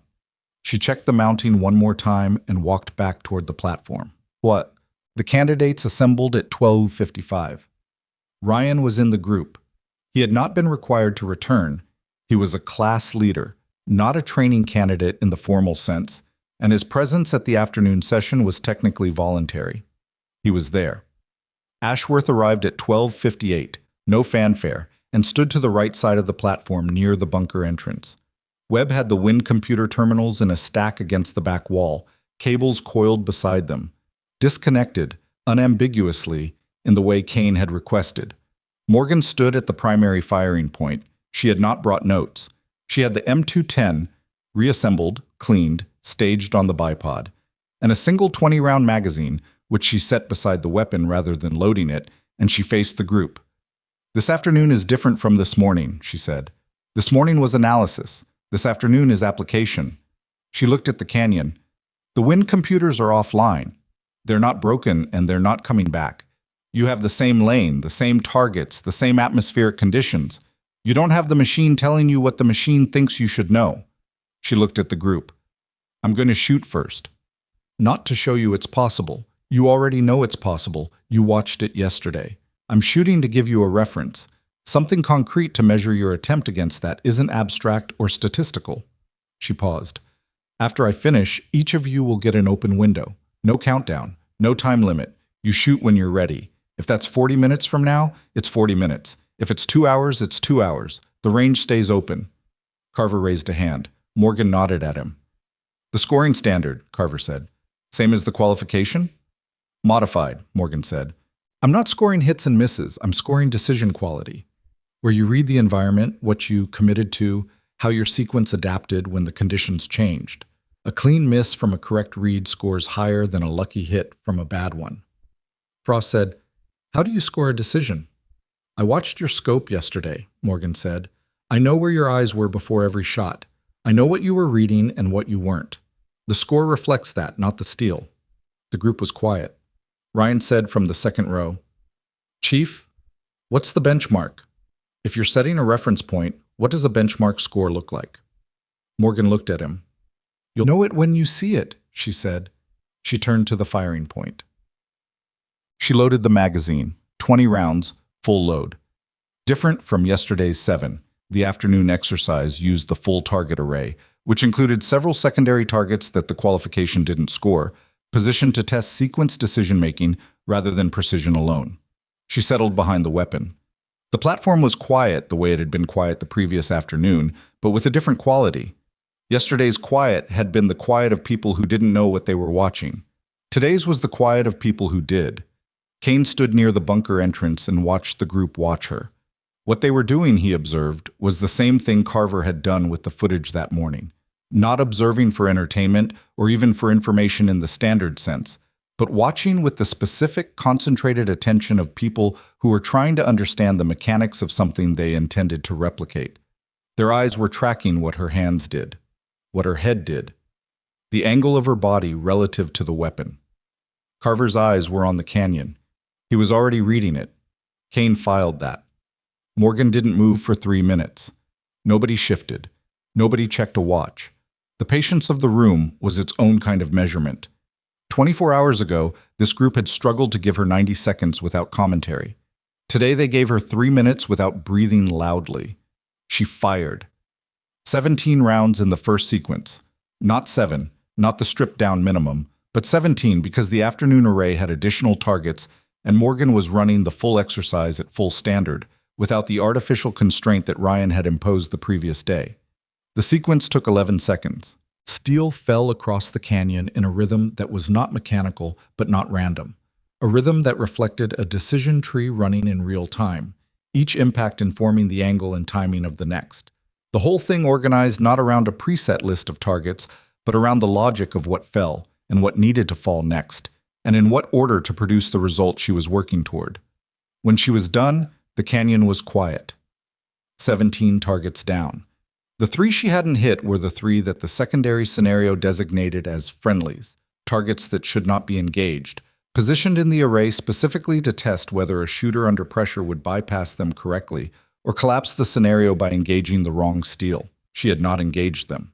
Kane had designed the friendly fire trap himself, working from Morgan's original notes. He had never told her he'd added it to the afternoon array. He had told Ashworth, who had approved it, and Webb, who had set it up, and nobody else. She hadn't hit the friendlies. She hadn't rushed them either.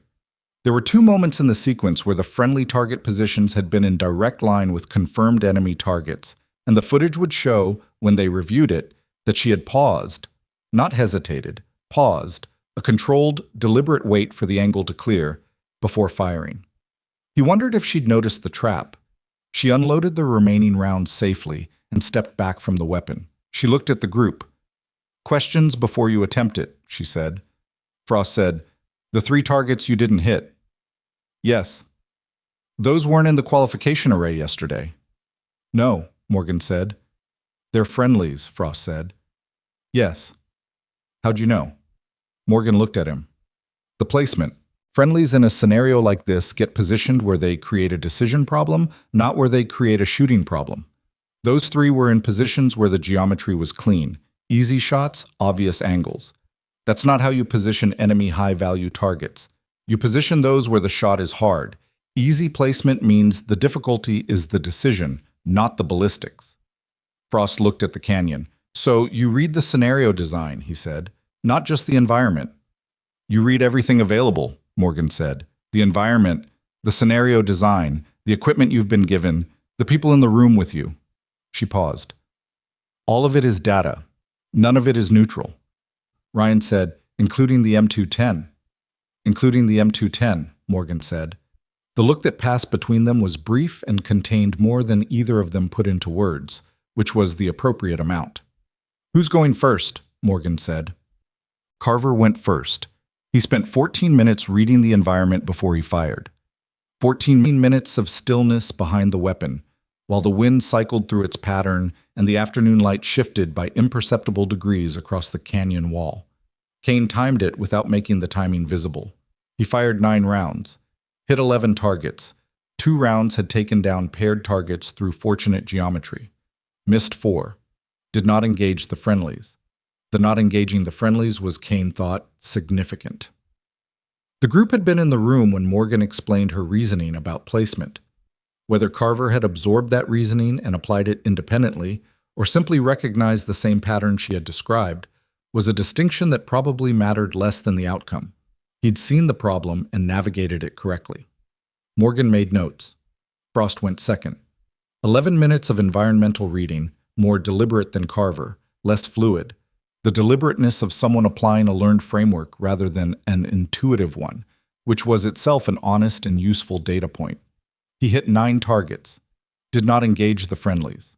The third candidate, Lieutenant Briggs, went 22 minutes without firing, and then, when he finally committed, hit 8 targets cleanly and took the best sequence decision of the afternoon, running his engagement from the flanks inward rather than front to back, which collapsed the target array in a way that created additional angles for his later shots. Morgan noted that specifically. "The flanking sequence," she said to him afterward. "Walk me through your thinking." Briggs looked slightly surprised to be asked. "The front targets were screening the back ones," he said. "If I dropped the front ones first, I'd lose sight lines on the rear positions before I could engage them. So He stopped. "I went outside in." "Yes," Morgan said. "Where'd you get that?" "CQB," Briggs said. "Room entry. You don't clear the door and work inward if the threat is stacked at the back wall." "The same principle," Morgan said. "Scaled to 800 meters in a canyon." She made a note. "That's a genuine transfer of tactical logic. That's not something I put in the course design. That's yours." Briggs looked at her. Does that score?" "Everything scores," Morgan said. "That scores well." Ryan went 7th. He had been watching the preceding 6 attempts with the same quality of attention he'd directed at Morgan's morning footage. Not the performed engagement of someone managing their appearance in a room, but the real costly attention of someone who is genuinely trying to extract something useful from what they're seeing and knows the extraction is going to require actual work. He stepped to the firing point. He did not immediately get behind the weapon. He stood at the firing point and looked downrange for 4 minutes. Kane watched him. The 4 minutes was different from the 14 Carver had taken or the 22 Briggs had used. Those had been reading time, environmental pattern recognition, the slow accumulation of atmospheric data. Ryan's 4 minutes had a different quality. He already knew the wind pattern. He'd been watching it for 2 hours from the platform. What he was doing in those 4 minutes was something Kane couldn't precisely name, but recognized by feel. The specific process of a person getting out of their own way. He got behind the weapon. He fired 13 rounds, hit 14 targets. He'd found the same paired geometry Carver had stumbled onto, but he'd found it deliberately. The footage would show his scope swinging to check the alignment before he committed to the shot. Missed 3. Did not engage the friendlies. He stepped back.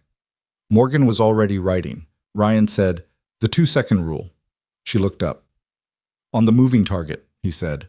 "At approximately 650 meters. I waited 2 seconds after the computer would have told me to fire." Morgan said, "The computer isn't here." I know, Ryan said. "I was noting when I applied it." "Did it work?" "Hit," he said. "Then you answered your own question," Morgan said, and went back to her notes. Ryan looked at her for a moment. He went back to the observation line. At 1947, the last candidate finished.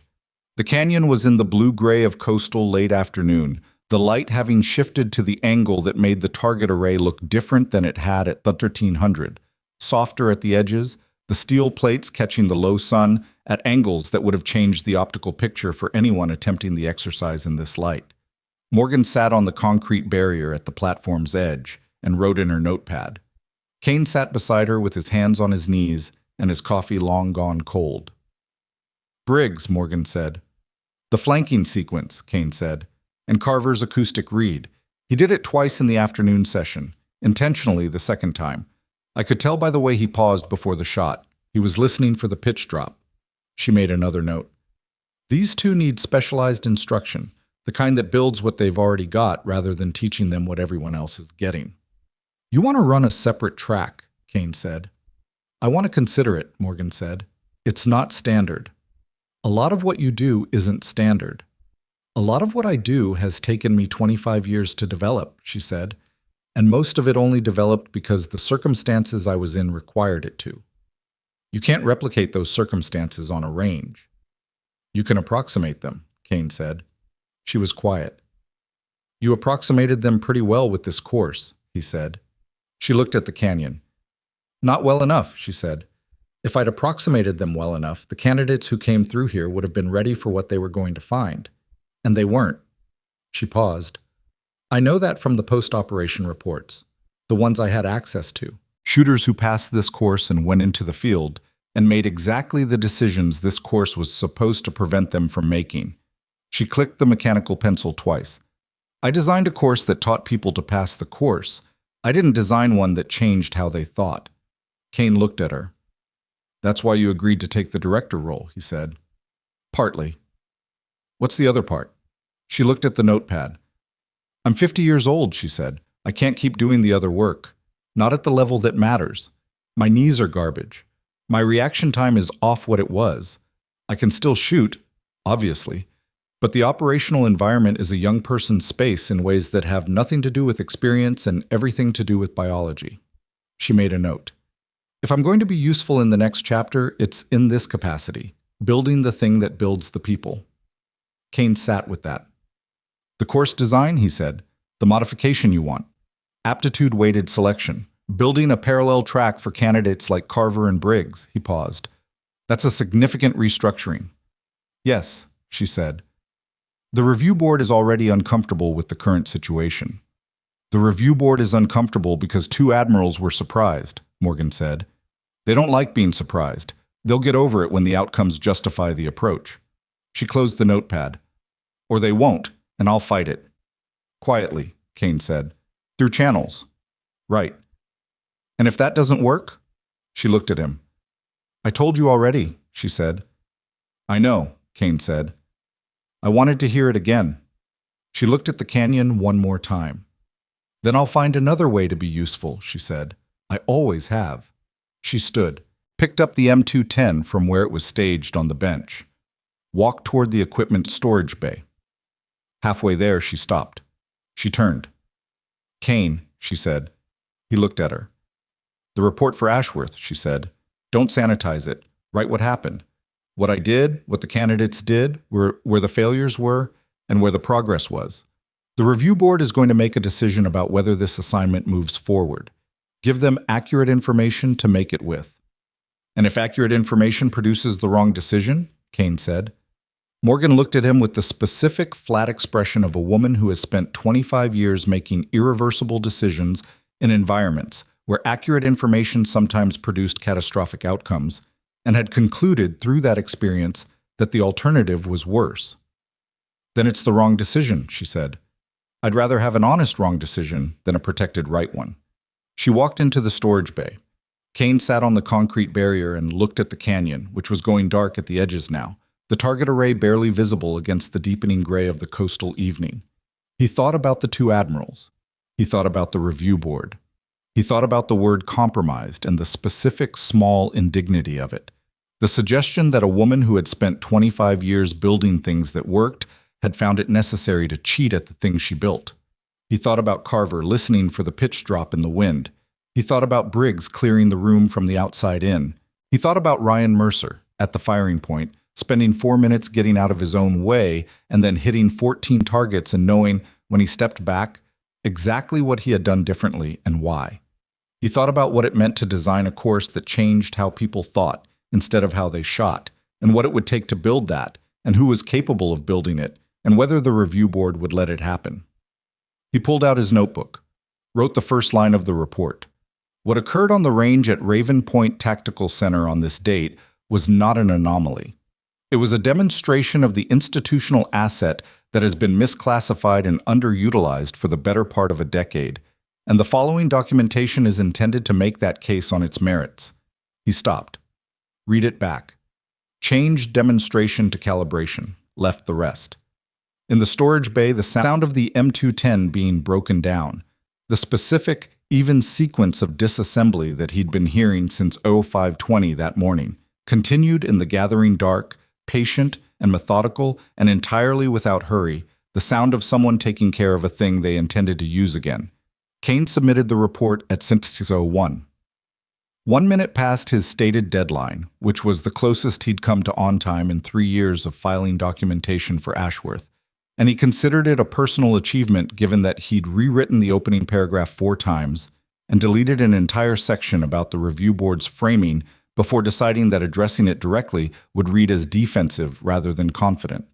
The version he sent was 11 pages. It covered the qualification exercise, the afternoon session, the candidate performance data, Morgan's debrief methodology, and a 2-page appendix that Kane had not initially planned to include but had written in a single pass in the last 40 minutes, which was titled Institutional Considerations, and which made, in plain declarative sentences, the case that what Raven Point had in Morgan Hale was not a personnel curiosity or an administrative anomaly, but a force multiplication asset that the training command had been warehousing in a logistics designation for reasons that the documentation did not support and that the outcomes did not justify.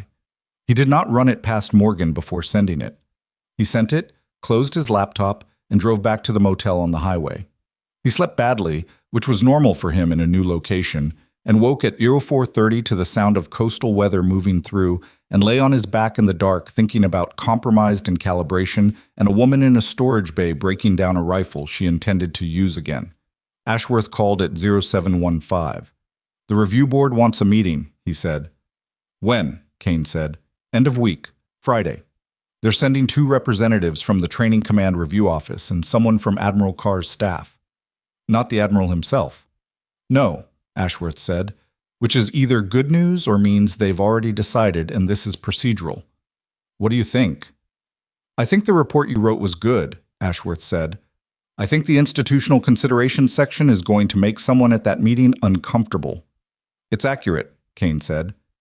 Accurate and comfortable are not the same category, Ashworth said. But yes, it's accurate. A pause. She needs to be in the room Friday. She'll want to know what she's walking into. Tell her it's a review board meeting, Ashworth said. She's a CW4 with 17 deployments and a compartmented file. She knows what review board meetings are. Kane thought about that. She does, he said. 0900 Friday, Ashworth said. Main conference room. Tell her business casual if she has it, utilities if she doesn't. He hung up. Kane sat on the edge of the motel bed and looked at the window, which showed the gray pre-dawn of the Washington coast, and thought about telling Morgan she needed to be in a room Friday with people who had described her qualification run as potentially compromised. He thought about how she would receive that information. He thought about the flat register, the absence of reaction, the specific quiet of someone who has already processed a category of disappointment so thoroughly that new instances of it arrive with diminished disruptive force. He got dressed and drove to the range. She was in the storage bay. Of course she was. She was at the cleaning bench with a different weapon this time.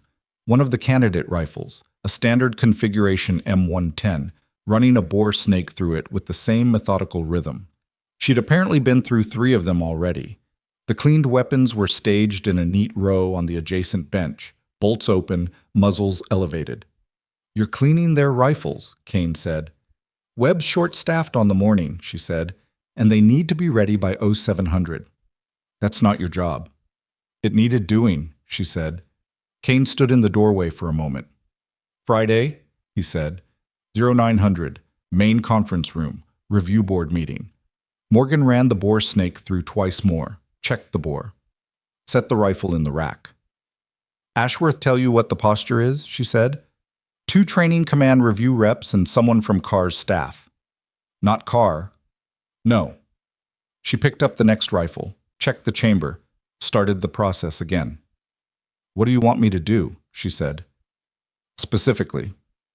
"Be in the room," Kane said. "Answer questions accurately. Let Ashworth handle the framing." "And if the framing requires me to defend what I did on this range?" "Then defend it," Kane said. She looked at him. "I'm asking if you want me to be diplomatic about it," she said, "or honest." "In my experience," Kane said, "you're most dangerous when you're both." Something moved at the corner of her mouth that wasn't quite a smile but occupied the same general territory. 0900 Friday, she said. "Business casual if you have it." "I have it," she said. She went back to the bore snake. Ryan Mercer knocked on the door of the range administration office at 10:30 Wednesday morning. Morgan was at the desk, the acting course director's desk, which had not been formally designated as hers yet, but which she was using because it had the best terminal access and the filing system she needed, reviewing the candidate performance documentation from the afternoon session. "Captain," she said without looking up. Ryan came in. He didn't sit. "I filed a supplemental report," he said. She looked up. "To Ashworth," he said, about the qualification exercise, about my conduct." "What kind of supplemental report?" she said. "An accurate one," Ryan said. "The magazine, the rifle selection, the spotting scope assignment at the start of the day." He looked at the wall above her head, not avoiding her gaze exactly, but managing it. "I documented what I did and why I did it, in my own words without running it through the language that makes those things sound procedural." Morgan looked at him. "You filed a report documenting your own misconduct," she said. "It wasn't misconduct technically," he said. "Everything I did was within my authority as class leader. I know that. But the intent behind it wasn't appropriate, and it isn't the kind of officer I'm supposed to be." He looked at her directly now. "I've been in this community for 10 years. I've worked with people I respected, people I didn't, people I wasn't sure about. I make calls about people. Everyone does." He paused. "I made a bad call. In front of my subordinates. In a way that was visible and documented. And I'd rather it be documented accurately than cleaned up." Morgan set down her pen. "Why are you telling me?" she said. "Because the report mentions you specifically," he said. "By name and by what I did. Ashworth's going to see it. The review board will probably see it. You should know it exists before you walk into that room." She looked at him for a moment. "Did Ashworth ask you to file it?" she said. "No," Ryan said. "Did anyone?" "No," he said. No, nobody asked." She picked her pen back up. "Sit down, Captain," she said. He sat. "The report will be useful," she said. "Not because it helps me.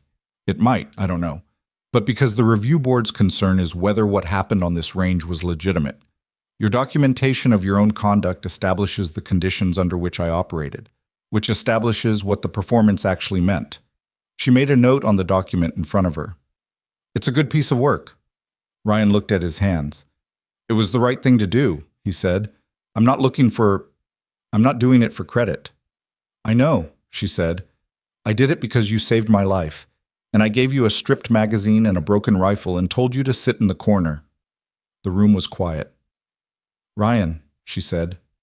He looked up. It was the first time she'd used his first name. The use of it landed in the room with a weight that was different from his use of hers, less like crossing a distance and more like acknowledging that the distance had already closed. "The Kareev extraction," she said. I need you to understand something about it. He waited. I didn't go back for you because of who you were, she said. I didn't know who you were. You were a junior officer in a drainage culvert under a farm road. I went back because you were there and leaving wasn't something I was going to do. She paused. That's not heroism. That's how I'm built. I don't expect anything from it, and I didn't expect anything from you. I know that, Ryan said. Then stop carrying it like a debt, she said. You can't pay it back. There's nothing to pay back. What you can do is be the officer I carried 3 kilometers on the assumption that you were worth carrying.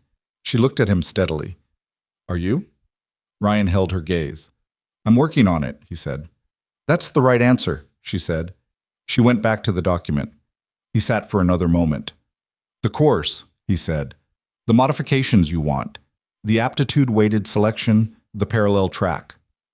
Yes. I want to support that formally, he said. If there's a proposal going to command, I'll add my name to it. Class leader sign-off. Morgan looked at him. You're still in the candidate pool, she said. Formally. Your endorsement has weight. I know, he said. That's why I'm offering it. She looked at him for a long moment. I'll send you the draft, she said. Read it completely before you sign.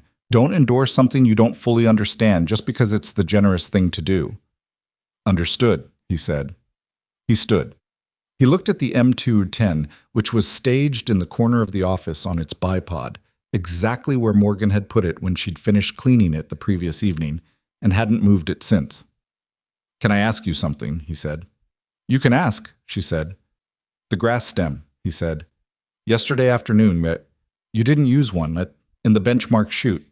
She looked at him. You'd already told us about it in the debrief, she said.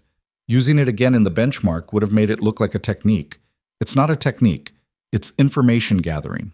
There are 50 ways to gather the same information. She paused. I used the sound in the afternoon, the same pitch drop Carver was reading. I was listening for it the whole time. Ryan looked at the canyon through the office window.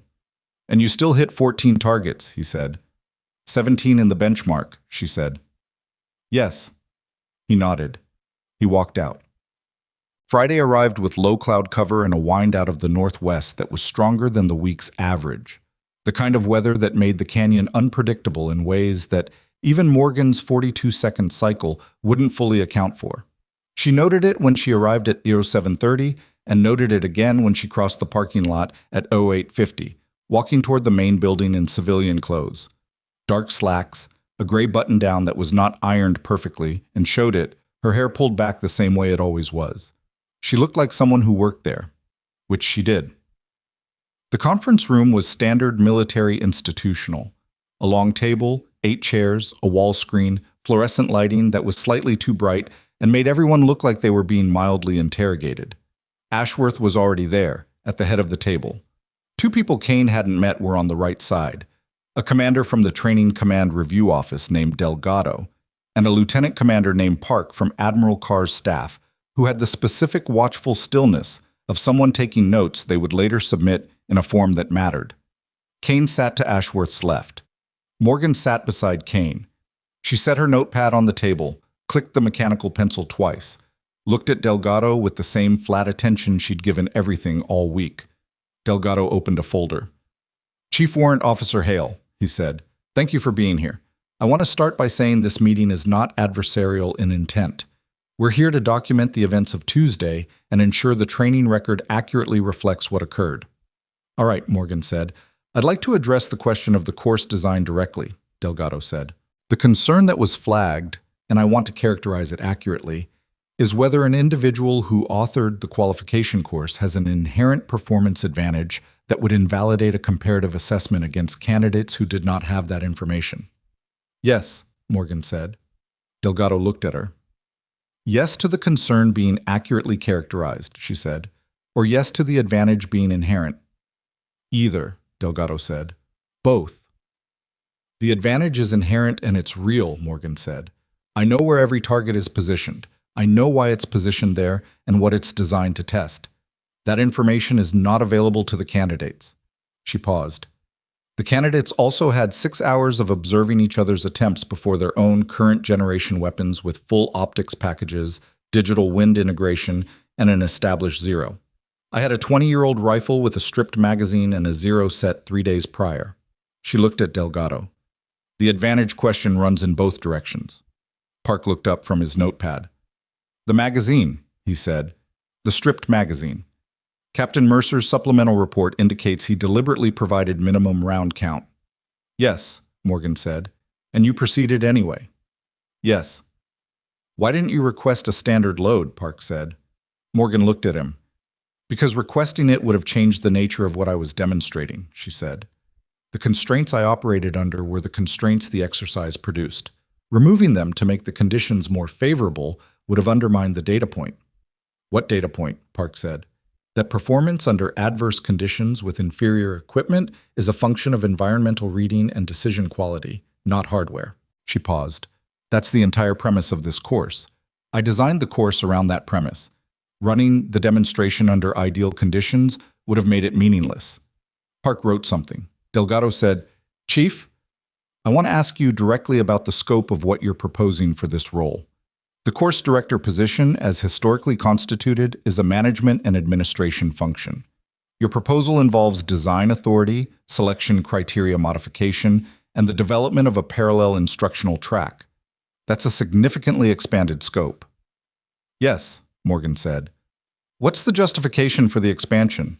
Morgan looked at him with the particular patience of someone who has explained a self-evident thing before and is prepared to explain it again without visible frustration. The course in its current form produces graduates who can pass the course, she said.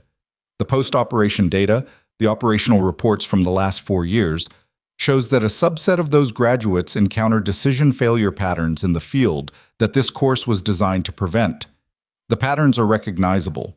They're traceable to specific gaps in the training methodology. She opened her notepad. I have 14 documented instances from reports I was given access to during my logistics advisory posting. I can walk through each one, or I can summarize the common failure mode. Delgado looked at the notepad. Summarize, he said. Shooters trained to rely on calculated data in environments where the data is accurate, Morgan said. When the data becomes inaccurate, equipment failure, environmental factors outside measurement range, degraded communications with support assets, they default to calculation rather than observation. The skill of reading the environment directly hasn't been built because the training environment has always provided calculated data as a substitute. She closed the notepad. The parallel track I'm proposing begins without the substitute. It builds the foundational skill before introducing the technology. The technology becomes a tool instead of a crutch. The room was quiet. Park looked at Ashworth. Ashworth looked at Morgan. How long to implement? Delgado said.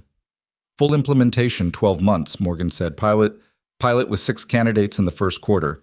If the pilot outcomes support the methodology, scale from there. Resource requirements? Primarily time and authorization, she said. The range infrastructure is already here. The design work is mine. I'll do it. I need command support and clearance to modify the selection criteria in coordination with the sending units. Delgado looked at Park. Park looked at his notepad. Something passed between them that Kane couldn't fully read, but which had the texture of 2 people who had come into a room expecting one kind of conversation and found a different kind, and were now recalibrating their prepared positions accordingly. We'll need to take this back, Delgado said. The scope question requires command-level authorization beyond what we can provide in this room. I understand, Morgan said, but the review board's concern, the performance validity concern. Delgado paused. Captain Mercer's report, the candidate performance documentation, the afternoon session data. I think that question is answered. Morgan said nothing. She didn't nod, didn't thank him. She simply registered the statement and moved on in the way that she moved on from everything. Cleanly, without ceremony, her attention already shifting toward whatever came next. One more question, Park said.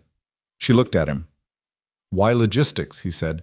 The posting. You've been in that designation for, the file shows 7 years. With your record. Why stay in a role that wasn't using what you have? Morgan looked at him for a long moment. Because I was asked to, she said. The task force I came out of had specific reasons for keeping its former members in low-profile designations. I was read into those reasons, and I agreed they were valid. She paused. They stopped being valid approximately 2 years ago when the operational landscape changed. I've been waiting for the right assignment since then. And this is it, Park said. This is it, she said. The meeting ended at 10:47.